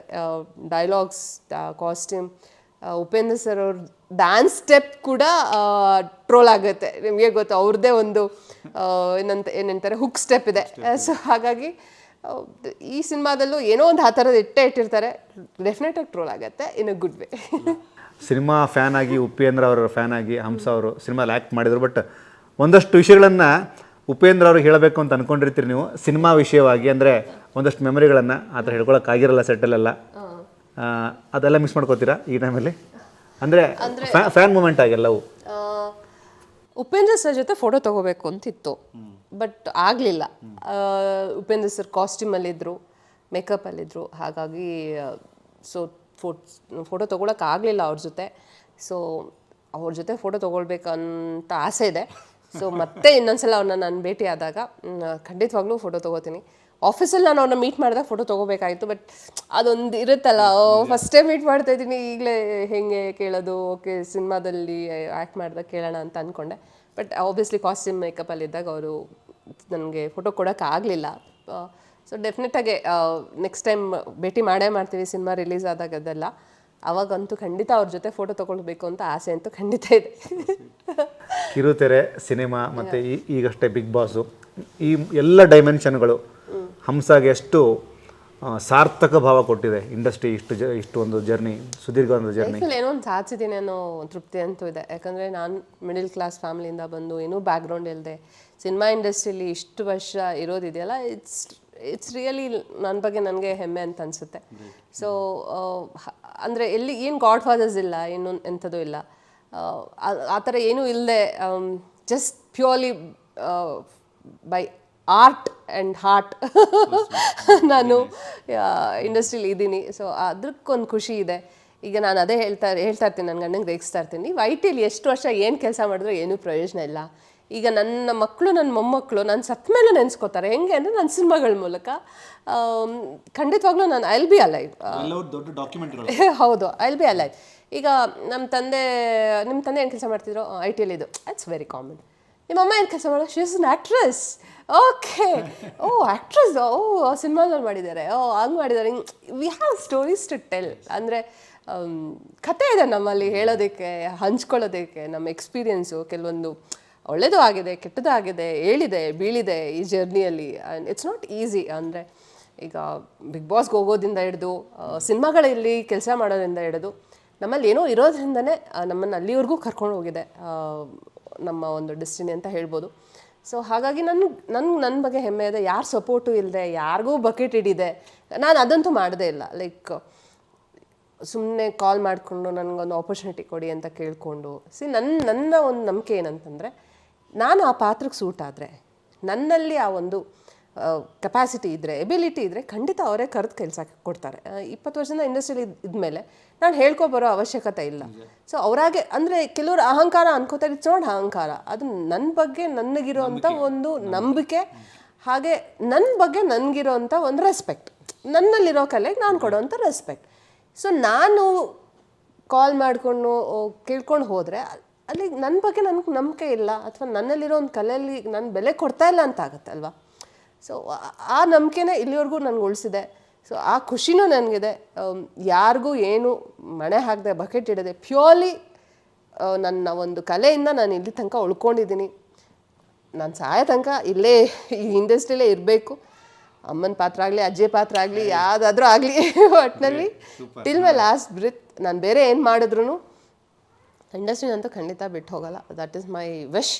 ದೇವ್ರು ಖಂಡಿತವಾಗ್ಲೂ ನೆರವೇರಿಸ್ಕೊಡ್ತಾನೆ ಅಂತ ಅಂದ್ಕೊಂಡಿದ್ದೀನಿ. ಅಲ್ಲ, ನನಗೆ ಇಲ್ಲಿ ತನಕ ಆ ಒಂದು ಎನರ್ಜಿ ಫ್ಲೋ, ಯಾವಾಗ ನೀವು ನಾನು ಮಿಡ್ಲ್ ಕ್ಲಾಸು, ನನಗೆ ಆ ಥರ ಸಪೋರ್ಟ್ ಇಲ್ಲ ಅಂದಾಗ ಒಂದು ಭಾವುಕ ಫೀಲ್ ಬಂತು. ಅಂದರೆ ಇದು ತುಂಬ ಜನಕ್ಕೆ ಕಷ್ಟ. ಇದು ಅಂದರೆ ತುಂಬ ಜನ ಸ್ಟ್ರಗಲ್ ಮಾಡ್ತಾರೆ, ಏನೋ ಒಂದು ಸಣ್ಣ ಪಾತ್ರಕ್ಕೋಸ್ಕರ ಫೈಟ್ ಮಾಡ್ತಾರೆ, ಸಸ್ಟೈನ್ ಆಗೋಕ್ಕಾಗಲ್ಲ. ಬಟ್ ನೀವು ಎಲ್ಲವನ್ನು ಮೀರಿ ಒಂದು ಹಂತಕ್ಕೆ ಬಂದು ನಿಂತ್ಕೊಂಡು ದೊಡ್ಡ ಚಾಲೆಂಜ್ ಅದು. ಈ ವಿಷಯಕ್ಕೆ ಸ್ವಲ್ಪ ನೀವು ಅಲ್ಲಿ ಗಲ್ಪ ಹಾಕೋ ಗಂಟು ಹಿಡಿತು, ಆ ಎಮೋಷನ್ ಫೀಲ್ ಬಂತು. ಅದೇ ನಾನು ಎಮೋಷ್ನಲ್ ಅನ್ನೋದಕ್ಕಿಂತ ಐ ಫೀಲ್ ಪ್ರೌಡ್ ಅಂತ ಹೇಳ್ಬೋದು. ಈಗ ಮನೇಲೂ ಹೆಣ್ಮಗಳು ಇಂಡಸ್ಟ್ರಿಗೆ ಹೋಗ್ತಾಳೆ ಅಂದರೆ ಒಬ್ವಿಯಸ್ಲಿ ಬೇಡ ಅಂತ ಹೇಳ್ತಾರೆ. ನಮ್ಮಮ್ಮ ತುಂಬ ಸಪೋರ್ಟ್ ಮಾಡಿದ್ರು ಆ ಟೈಮಲ್ಲಿ. ಅಂದರೆ ನಿನ್ಗೆ ಅದಿಷ್ಟ, ನಿನ್ನಲ್ಲಿ ಏನೋ ಇದೆ ಅಂತ. ಅಂದರೆ ನಮ್ಮ ಮಕ್ಕಳಲ್ಲಿ ಏನಿದೆ ಅನ್ನೋದು ಫಸ್ಟ್ ತಂದೆ ತಾಯಿಗೆ ಗೊತ್ತಾಗೋದು. ನಮ್ಮ ಇಂಟ್ರೆಸ್ಟ್ ಏನು, ಅಥವಾ ನಮ್ಮ ನೆಗೆಟಿವ್ಸ್ ಏನು, ಪಾಸಿಟಿವ್ ಏನು ಅಂತ ಫಸ್ಟ್ ನಮ್ಮ ತಂದೆ ತಾಯಿಗೆ ಗೊತ್ತಾಗೋದು. ಸೊ ನಾನು ಈ ಥರ ಹೇಳಿದಾಗ ನಾನು ಹೇಳಿದ್ದಿಲ್ಲ, ನಾನು ಚಿಕ್ಕ ವಯಸ್ಸಿಂದನೂ ಲೈಕ್ ನನ್ನ ಕನಸದು ಆ್ಯಕ್ಟ್ರೆಸ್ ಆಗಬೇಕು ಅನ್ನೋದು. ನಾನೇ ಫೀಲ್ ಮಾಡ್ಕೊಳ್ಳೋದು, ನಾನು ಮಾಲಾಶ್ರೀ ಥರ ಗಾಗಲ್ಸ್ ಹಾಕ್ಕೊಳ್ಳೋದು, ಡ್ಯಾನ್ಸ್ ಮಾಡೋದು. ಅಂದರೆ ನನಗೆ ಫೀಲ್ ಮಾಲಾಶ್ರೀ ಅಂತಾರ ಅವ್ರು ಸ್ಟೈಲ್ ಮಾಡೋದು ಅದೆಲ್ಲ. ಸೊ ಚಿಕ್ಕ ವಯಸ್ಸಿಂದನೂ ಅದೇ. ನಮ್ಮ ದೊಡ್ಡಮ್ಮ ಯಾವಾಗ ಅನ್ನೋರು ಕರಡಿಗೆ ಮೆತ್ಕೊಂಬಿಡು ಹೋಗ್ಬಿಟ್ಟು ಅಂತ. ಸೊ ಕರಡಿ ಮುಂದೆ ನಿಂತ್ಕೊಂಡು ಆ್ಯಕ್ಟ್ ಮಾಡೋದಿರ್ಬೋದು, ಡೈಲಾಗ್ ಹೇಳೋದಿರ್ಬೋದು. So always dream to be an actress. So ಅದಕ್ಕೆ ನನ್ನ ಕನಸು ಅನ್ಸಾದಾಗ ಒಂದು ಖುಷಿ ಇದೆಯಲ್ಲ. ಇವಾಗ ನಾವು ಏನಾಗಬೇಕು ಅಂತಿದ್ದೀವಿ ಅದು ಆದಾಗ ತುಂಬ ತೃಪ್ತಿ ಕೊಡುತ್ತೆ ನಮಗೆ ಲೈಫಲ್ಲಿ. ಸೊ ಅದೇ ನಾವು ಮಿಡಿಲ್ ಕ್ಲಾಸ್ ಫ್ಯಾಮಿಲಿಯಿಂದ ಬಂದಿರೋದು. ಲೈಕ್ ಈಗ ಯಾರಿಗಾದ್ರೂ ಬ್ರೈಬ್ ಮಾಡಿ ನಾವು ಇಂಡಸ್ಟ್ರಿಗೆ ಬರಬೇಕು ಅನ್ನೋ ಅದು ಥರನೂ ಸಾಧ್ಯ ಇಲ್ಲ.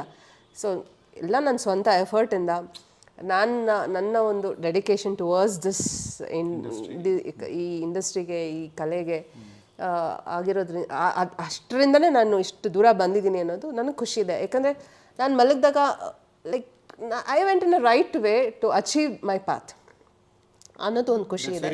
ಯಾ ಸೊ ನಾನು ಮಲಗ್ದಾಗ ನಂಗೆ ನೆಮ್ಮದಿ ಇದೆ, ಖುಷಿ ಇದೆ. ಅಂದರೆ ಎಲ್ಲೂ ನಾನು ತಪ್ಪದಾರಿ ಹಿಡ್ದಿಲ್ಲ, ಏನೂ ಮಾಡಿಲ್ಲ. ಸೊ ಹಾಗೆ ಇಂಡಸ್ಟ್ರೀಸ್ ಬೀನ್ ವೆರಿ ನೈಸ್. ಕೆಲವ್ರು ಹೇಳ್ತಾರೆ ಇಲ್ಲ ಹಿಂಗೆ ಮಿಸ್ಯೂಸ್ ಮಾಡ್ಕೊಂಡ್ರು, ಹಿಂಗೆ ಹೇಳಿದ್ರು, ಹಿಂಗೆ ಬಂದರು, ಹಂಗಂದ್ರು ಅಂತ. ಬಟ್ ಟಚ್ ಟಿಲ್ ಟುಡೇ ನನಗೆ ಆ ಥರ ಯಾವ ಬ್ಯಾಡ್ ಎಕ್ಸ್ಪೀರಿಯೆನ್ಸು ಇಲ್ಲ.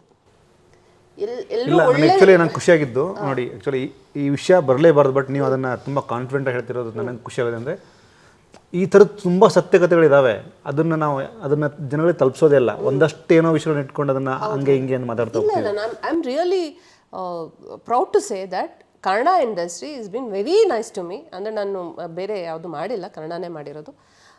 ಬೇರೆ ಬಂತು ಸೀರಿಯಲ್ಗಳು ಮಾಡೋದಕ್ಕೆ, ಬಟ್ ಅಲ್ಲಿ ಹೈದ್ರಾಬಾದಲ್ಲಿ ಇರಬೇಕು, ಚೆನ್ನೈಯಲ್ಲಿ ಇರಬೇಕು ಅನ್ನೋ ಕಾರಣದಿಂದ ಅವಾಯ್ಡ್ ಮಾಡ್ತೀನಿ. ಯಾಕಂದ್ರೆ ಕನ್ನಡದಲ್ಲೇ ನನಗೆ ಖುಷಿ ಇದೆ, ಕನ್ನಡದಲ್ಲೇ ನಂಗೆ ಮರ್ಯಾದೆ ಇದೆ, ಕನ್ನಡದಲ್ಲೇ ನನಗೆ ಸಿಗಬೇಕಾಗಿರೋ ಬ್ಯುಸಿ ಇದ್ದೀನಿ. ನನಗೇನು ಸಂಭಾವನೆ ಕೊಡಬೇಕೋ ಅದು ಕೊಡ್ತಾ ಇದ್ದಾರೆ. ಸೊ ಏನಕ್ಕೆ ಬೇರೆ ಕಡೆ ಹೋಗಿ ಸ್ಟ್ರಗಲ್ ಮಾಡಬೇಕು? ಬಟ್ ಮಾಡಲ್ಲ ಅಂತೇನಿಲ್ಲ. ಒಳ್ಳೆ ಆಪರ್ಚುನಿಟಿ ಸಿಕ್ಕಿದಾಗ yes I want to do this ಅಂತಂದಾಗ ಖಂಡಿತವಾಗ್ಲೂ ಮಾಡ್ತೀನಿ. ಕಲಾವಿದರಿಗೆ ಭಾಷೆ ಒಂದು ತಾರತಮ್ಯ ಇರಬಾರ್ದು, ಬಟ್ ಫಸ್ಟ್ ಪ್ರಿಫರೆನ್ಸ್ ಯಾವತ್ತೂ ಕನ್ನಡನೇ. ಇಲ್ಲಿವರೆಗೂ ನಾನು ಅಣ್ಣವ್ರ ಥರ ಬರೀ ಕನ್ನಡ ಸಿನಿಮಾಗಳೇ ಮಾಡಿರೋದು, ಕನ್ನಡ ಸಿನಿಮಾಗಳೇ ಮಾಡಿರೋದು, ಬೇರೆ ಭಾಷೆ ಸಿನಿಮಾ ಮಾಡಿಲ್ಲ. ಲೇಟರ್ ಫ್ಯೂಚರಲ್ಲಿ ಆಪರ್ಚುನಿಟಿ ಸಿಗ್ತಾ ಖಂಡಿತ ಮಾಡ್ತೀನಿ, ಇಲ್ಲ ಅಂತ ಹೇಳೋದಿಲ್ಲ. ಅದೇ ಕನ್ನಡ ಇಂಡಸ್ಟ್ರಿ ಬಗ್ಗೆ ಹೇಳೋದಾದರೆ ನಿಜವಾಗ್ಲೂ ನನಗೆ ಸಿಕ್ಕಿರೋರೆಲ್ಲ ಒಳ್ಳೆ ವ್ಯಕ್ತಿಗಳ ಅಥವಾ ಇರೋರೆಲ್ಲ ಒಳ್ಳೆಯವರೇ ಗೊತ್ತಿಲ್ಲ ನನಗೆ. ಬಟ್ ಇಲ್ಲಿವರೆಗಂತೂ ನನಗೆ ಯಾವುದೇ ಒಂದು ಕಹಿ ಘಟನೆಗಳು ನಡೆದಿಲ್ಲ. ನಾನು ಹೇಳೋದೇನು ಗೊತ್ತಾ, ನೀವು ಹೇಗಿರ್ತೀರ ಹಾಗಿರ್ತಾರೋ. ಈಗ ನೀವೆಷ್ಟು ನೇರವಾಗಿ ಸ್ಟ್ರಿಕ್ಟಾಗಿ ನಿಮ್ಮದೇನಿದೆ ಅದು ಹೆಂಗಿರ್ತೀರೋ, ನೀವು ಹೆಂಗೆ ಬಿಹೇವ್ ಮಾಡ್ತೀರೋ ಹಂಗೆ ಆಪೋಸಿಟವರು ಬಿಹೇವ್ ಮಾಡ್ತಾರೆ.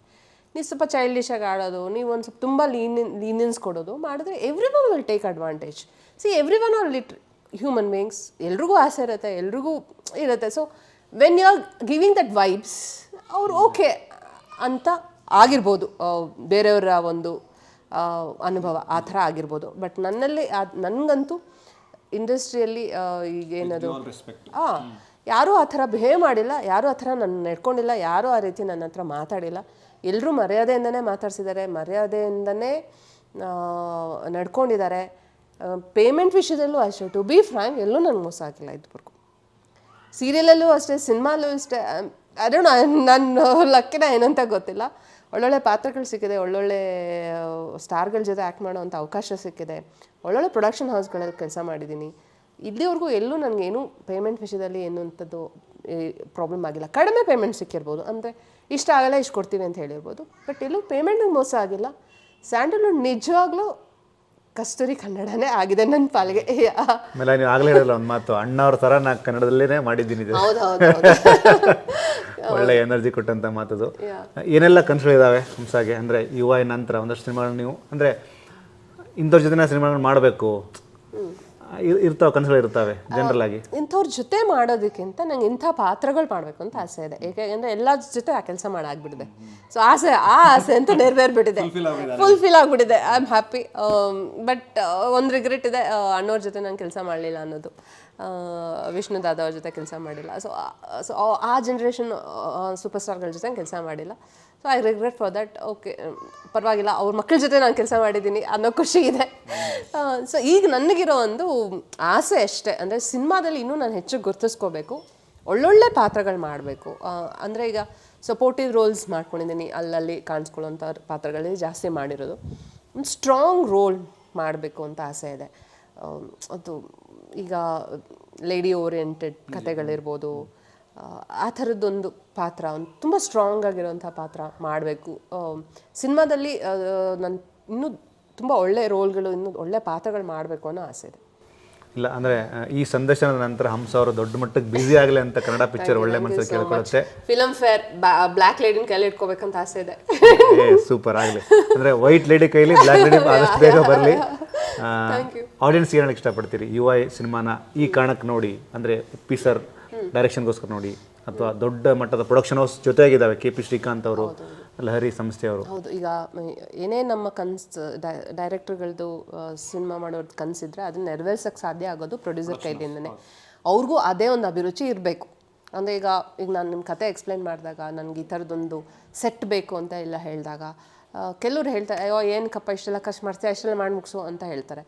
ಬಟ್ ಅದೇ ಅವರು ಒಬ್ಬ ನಿರ್ದೇಶಕನಿಗೆ ಅವ್ನ ಇಮ್ಯಾಜಿನೇಷನ್ಗೆ ಒತ್ತು ಕೊಡೋಂಥ ಪ್ರೊಡ್ಯೂಸರ್, ಅದೇ ಅಭಿರುಚಿ ಇರೋಂಥ ಪ್ರೊಡ್ಯೂಸರ್ ಸಿಕ್ಕಿದಾಗಂತೂ ಫಿಲಮ್ ಬಿಕಮ್ಸ್ ಅಮೇಝಿಂಗ್. ಅಂದರೆ ಒಂದು ಕಂಪ್ಲೀಟ್ ಆಗುತ್ತೆ ಸಿನಿಮಾ. ಒಂದು ಅವ್ರಿಗೆ ಸಾಥ್ ಕೊಟ್ಟಾಗ, ಅವರ ಒಂದು ಕಲ್ಪನೆಗೆ ನಿರ್ಮಾಪಕರು ಸಾಥ್ ಕೊಟ್ಟಾಗ ಒಂದು ಒಳ್ಳೆ ಸಿನಿಮಾ ಬರುತ್ತೆ. ಯು ಐ ಸಿನಿಮಾನ ಎಲ್ಲರೂ ನೋಡಬೇಕು ಅಂತ ನಾನು ರಿಕ್ವೆಸ್ಟ್ ಮಾಡ್ಕೋತೀನಿ. ಯಾಕಂದರೆ ಕನ್ನಡ ಸಿನಿಮಾಗಳನ್ನ ಮೊದಲನೇದಾಗಿ ಕನ್ನಡ ಸಿನಿಮಾಗಳು ಉಳಿಬೇಕು. ಆಮೇಲೆ ಉಪೇಂದ್ರ ಸರ್ ಅವ್ರ ಸಿನಿಮಾ ತುಂಬ ವರ್ಷಗಳಾದಮೇಲೆ ಉಪೇಂದ್ರ ಸರ್ ಅವ್ರ ಸಿನಿಮಾ ಬರ್ತಿದೆ. ಸೊ ಉಪೇಂದ್ರ ಸರ್ ಸಿನಿಮಾದಲ್ಲಂತೂ ಖಂಡಿತವಾಗ್ಲೂ ನಿಮಗೆ ಮೋಸ ಆಗೋದಿಲ್ಲ, ಎಂಟರ್ಟೈನ್ಮೆಂಟಿಗೆ ಮೋಸ ಆಗೋದಿಲ್ಲ, ಕತೆಗೆ ಮೋಸ ಆಗೋದಿಲ್ಲ.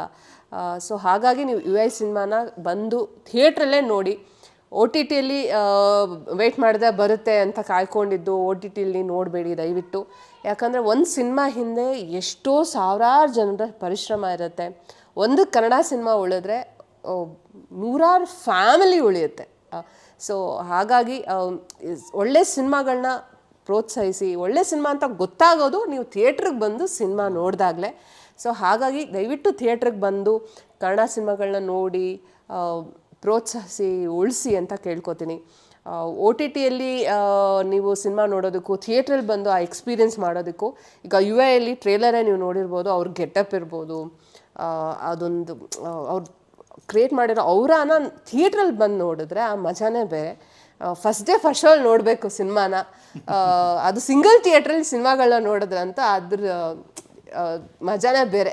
ನನ್ನ ಮಗನಿಗೆ ಯಾವಾಗಲೂ ಹೇಳ್ತಾ ಇರ್ತೀನಿ, ನೀವೆಲ್ಲ ಅದೆಲ್ಲ ಮಿಸ್ ಮಾಡ್ಕೊಂಡಿದ್ದೀರಾ. ನಿಮ್ಮ ಜನ್ರೇಷನವರು ಸಿಂಗಲ್ ಥಿಯೇಟ್ರಿಗೆ ಹೋಗಿ ಬ್ಲ್ಯಾಕಲ್ಲಿ ಟಿಕೆಟ್ ತೊಗೊಂಡು ಒದ್ದಾಡಿಕೊಂಡು ಸೂಪರ್ ಸ್ಟಾರ್ಗಳು ಎಂಟ್ರಿ ಆದಾಗ ಫುಲ್ ಪೇಪರ್ಗಳು ಎಸ್ಕೊಂಡು ಸಿನಿಮಾ ನೋಡೋ ಮಜಾನೇ ಬೇರೆ ರೀ. ಎಲ್ರಿ ಬರುತ್ತೆ ಅವ್ರು ಒ ಟಿ ಟಿಯಲ್ಲಿ ಕೂತ್ಕೊಂಡು ನೀವು ಮನೇಲಿ ಅಡುಗೆ ಮಾಡ್ಕೊಂಡು ಒಗ್ಗರಣೆ ಆಡ್ಕೊಂಡು ನೋಡೋದಕ್ಕೂ ಥಿಯೇಟ್ರಿಗೆ ಬಂದು ಈ ಥರ ಒಂದು ಎಕ್ಸ್ಪೀರಿಯೆನ್ಸ್ ತೊಗೊಳೋದಕ್ಕೂ ತುಂಬ ವ್ಯತ್ಯಾಸ ಇದೆ. ಸೊ ದಯವಿಟ್ಟು ಯು ಐ ಸಿನಿಮಾನ ಥಿಯೇಟ್ರಿಗೆ ಬಂದು ನೋಡಿ, ನಮ್ಮಂಥ ಕಲಾವಿದರನ್ನ ಕನ್ನಡ ಸಿನಿಮಾಗಳನ್ನ ಉಳಿಸಿ ಅಂತ ಕೇಳ್ಕೊತೀನಿ. ಇಲ್ಲ, ನನಗೆ ಭಾಳ ಖುಷಿಯಾಗಿದ್ದು ಹಂಸ ಒಬ್ಬ ನಟಿ ಜೊತೆಗೆ ಜೆನ್ಯೂನ್ ಸಿನಿಮಾ ಫ್ಯಾನ್ ಅಂತ ಗೊತ್ತಾಯಿತು. ಯಾವಾಗ ನೀವು ಟಿಕೆಟ್ ಕೌಂಟ್ರಿಗೆ ಹೋಗಿ ಗಲಾಟೆಯಲ್ಲಿ ಟಿಕೆಟ್ ತೊಗೊಂಡು ಅದೆಲ್ಲವೂ ಅಂದರೆ ಅದೆಲ್ಲರೂ ಅದು ನಿಜವಾದ ಸೆಲೆಬ್ರೇಷನ್, ಸಿನಿಮಾದ ಸೆಲೆಬ್ರೇಷನ್. ಈಗ ಇಲ್ರಿ ಆ ಮಜ್ಜಾನೇ ಬರಲ್ಲ. ಏನೋ ಬುಕ್ ಮೈ ಶೋ ಬುಕ್ ಮಾಡ್ತೀವಿ ಹೋಗ್ತೀವಿ. ಈಗ ಮಾಡಬೇಕು ಅಂದ್ರೂ ನಮ್ಗೆ ಮಾಡೋಕ್ಕಾಗೋದಿಲ್ಲ. ಆ ಥರ ಒಂದು ಎಂಟರ್ಟೈನ್ಮೆಂಟ್ ಸಿನಿಮಾ ಒಳಗಡೆ ಹೋದ್ರು ಇರೋದ್ಕಿಂತ ಹೊರಗಡೆನೇ ಇರ್ತಿತ್ತು ಅವಾಗ. ಬ್ಲ್ಯಾಕಲ್ಲಿ ಮಾರೋರೆಲ್ಲ ಟಿಕೆಟ್ಸ್ ತೊಗೊಂಡ್ಬಿಟ್ಟಿರೋರು. ಈಗೆಲ್ಲ ಅದು ಬ್ಯಾನ್ ಆಗಿದೆ ಬಿಡಿ. ಮೆಟ್ಕೊಂಡು ಟಿಕೆಟ್ ಎಷ್ಟು ನಾವಲ್ಲ ಬಾಲ್ಕನಿದು ಎಷ್ಟಕ್ಕಪ್ಪ 70 ರೂಪಾಯಿ 100 ರೂಪಾಯಿ ಅಂದರೆ 100 ರೂಪಾಯಿ ಯಾಕೆ ಒಂದು 10 ರೂಪಾಯಿ ಜಾಸ್ತಿ ಕೊಡು ಅಂತ ಅದು ತೊಗೊಂಡು ಬಾರ್ಗೇನ್ ಮಾಡಿ ಟಿಕೆಟ್ ತೊಗೊಂಡು ವಾವ್ ಏನೋ ಸಾಧಿಸ್ಲಿ ಟಿಕೆಟ್ ಸಿಕ್ತು ಅಂತ ಹೇಳಿ ಒಳಗಡೆ ಹೋಗಿ first day first show cinema ನೋಡೋದಿದೆಯಲ್ಲ, ಅದ್ರ ಮಜಾ ಅಂತೂ ಬರೋಕ್ಕೆ ಸಾಧ್ಯನೇ ಇಲ್ಲ ಬಿಡಿ. ಈಗ ಮಾಲ್ಗಳಲ್ಲಿ ಮಲ್ಟಿಪ್ಲೆಕ್ಸ್ಗಳಲ್ಲಿ ನೋಡೋ ಕೂಗಾಡದೇ ಸುಮ್ಮನೆ ಕೂತು ನೋಡ್ಬರ್ಬೇಕು. ಈಗ ಅಂದ್ರೆ ನಮ್ಮ ಒಂದು ಭಾವನೆಗಳನ್ನ ಹಿಡಿದಿಟ್ಕೊಂಡು ಬಿಸಿಲು ಹೊಡಿಬೇಕು ಅನ್ಸತ್ತೆ. ಆದ್ರೆ ಏನು ಅನ್ಕೊಂತಾರ ಬೇಡ ಆರಾಮ್ ಕುತ್ಕೊಂಡು ನೋಡೋಣ ಅಂತ ಸಿಂಗಲ್ ಸ್ಕ್ರೀನ್ ಎಲ್ಲ ಹೊಡಿಬೋದು. ಸಿಂಗಲ್ ಸ್ಕ್ರೀನ್ ಚಪ್ಪಾಳೆ ಹೊಡ್ಕೊಂಡು ಡೈಲಾಗ್ ಕೌಂಟ್ರ್ ಹೊಡ್ಕೊಂಡು ಪಕ್ಕದಲ್ಲಿ ಇರೋರು ಸಿನಿಮಾ ನೋಡಕ್ ಬಿಡ್ದಿರಾ ಸಿನಿಮಾ ನೋಡೋದಿದೆಯಲ್ಲ ಅದು. ಅಲ್ಲ, ನಮ್ಮ ಫೇವ್ರೆಟ್ ಸ್ಟಾರ್ ಒಂದು ಸ್ಟೆಪ್ ಬಂದಾಗ ಹೋಗಿ ಸ್ಕ್ರೀನಿಗೆ ನಮಸ್ಕಾರ ಮಾಡೋದು, ಆ ಫ್ಯಾಂಟಸಿ ಇದೆಯಲ್ಲ, that is cinema. Very nice. ಅದೆಲ್ಲ ಓ ಟಿ ಟಿಯಲ್ಲಿ ಚಾನ್ಸೇ ಇಲ್ಲ. ನಾನು ಈಗಿನ ಜನ್ರೇಷನ್ ಅದೇ ಹೇಳೋದು, ಹೋಗ್ಬೇಕು ನೀವು ನೋಡ್ಬೇಕು, ಹಂಗೆ ನೋಡ್ಬೇಕು ಸಿನಿಮಾಗಳನ್ನ ಅಂತ. ಫಸ್ಟ್ ದಿವಸ ಅಂದ್ರೆ ನಿಮ್ಗೆ ಸಿನಿಮಾ ಏನೂ ಅರ್ಥ ಆಗಲ್ಲ, ಯಾಕಂದ್ರೆ ಎಲ್ಲರೂ ಕಿಸ್ತಾ ಇರ್ತಾರೆ, ಎಲ್ಲರೂ ಮಜಾ ಮಾಡ್ತಿರ್ತಾರೆ. ಅದೇ ಇನ್ನೊಂದ್ಸಲ ಹೋಗಿ ನೋಡಿದ್ರೆ ಅರ್ಥ ಆಗೋದು. ಸೊ ಆ ಒಂದು ವೈಬ್ಸು ನಿಜವಾಗ್ಲೂ ಟಿ ವಿಯಲ್ಲಿ ಕೂತ್ಕೊಂಡು ನೋಡೋದು ಖಂಡಿತವಾಗ್ಲೂ ಸಿಗೋದಿಲ್ಲ. Madam, thank you so much. ನನಗೆ ನೋಡಿ ಕೊನೆಗೆ ಆ ಒಂದು ಎನರ್ಜಿನೇ ಫ್ಲೋ ಆಗ್ಬಿಡ್ತು. ಸಿನಿಮಾಗಳನ್ನು ಯಾಕೆ ನೋಡಬೇಕು, ಸ್ಪೆಷಲಿ ಸಿಂಗಲ್ ಸ್ಕ್ರೀನಲ್ಲೇ ಆಗುವಂತಹ ಒಂದು ಮಜಾನೇ ಬೇರೆ. ಹೌದು. ಈ ಒಂದು ಸಂದರ್ಶನ ನಂತರ ಈ ವೈಟ್ ಲೇಡಿ ಕೈಲಿ ಬ್ಲ್ಯಾಕ್ ಲೇಡಿ ಆದಷ್ಟು ಬೇಗ ಬರಲಿ. ಕನ್ನಡ ಪಿಕ್ಚರ್ ಕಡೆಯಿಂದ ನಿಮಗೆ ಮನಸ್ಸು ತುಂಬಿ ಹಾರೈಸ್ತೀವಿ. ನಿಮ್ಗೆ ಒಳ್ಳೇದಾಗಬೇಕು. Thank you so much. ಇದಿಷ್ಟು ಹಂಸ ಅವರ ಮಾತು. ಯು ಐ ಸಿನಿಮಾದ ಜೊತೆಗೆ ಕನ್ನಡ ಸಿನಿಮಾವನ್ನು ಪ್ರೀತಿಸಬೇಕು, ಕನ್ನಡ ಸಿನಿಮಾವನ್ನು ಥಿಯೇಟ್ರಿಗೆ ಹೋಗಿ ನೋಡಬೇಕು ಅಂತ ಹೇಳಿದ್ದಾರೆ. ಡಿಸೆಂಬರ್ 20ಕ್ಕೆ ರಾಜ್ಯಾದ್ಯಂತ ಬಿಡುಗಡೆ ಆಗ್ತಿರುವಂತಹ ಉಪೇಂದ್ರ ಅವರ ಬಹುನಿರೀಕ್ಷಿತ ಯು ಐ ಸಿನಿಮಾವನ್ನು ನಾವೆಲ್ಲರೂ ಚಿತ್ರಮಂದಿರ ನೋಡೋಣ. ಯಾವುದೇ ಕಾರಣಕ್ಕೂ ಪೈರಸಿ ಕಾಪಿ ಬೇಡ. Thank you so much.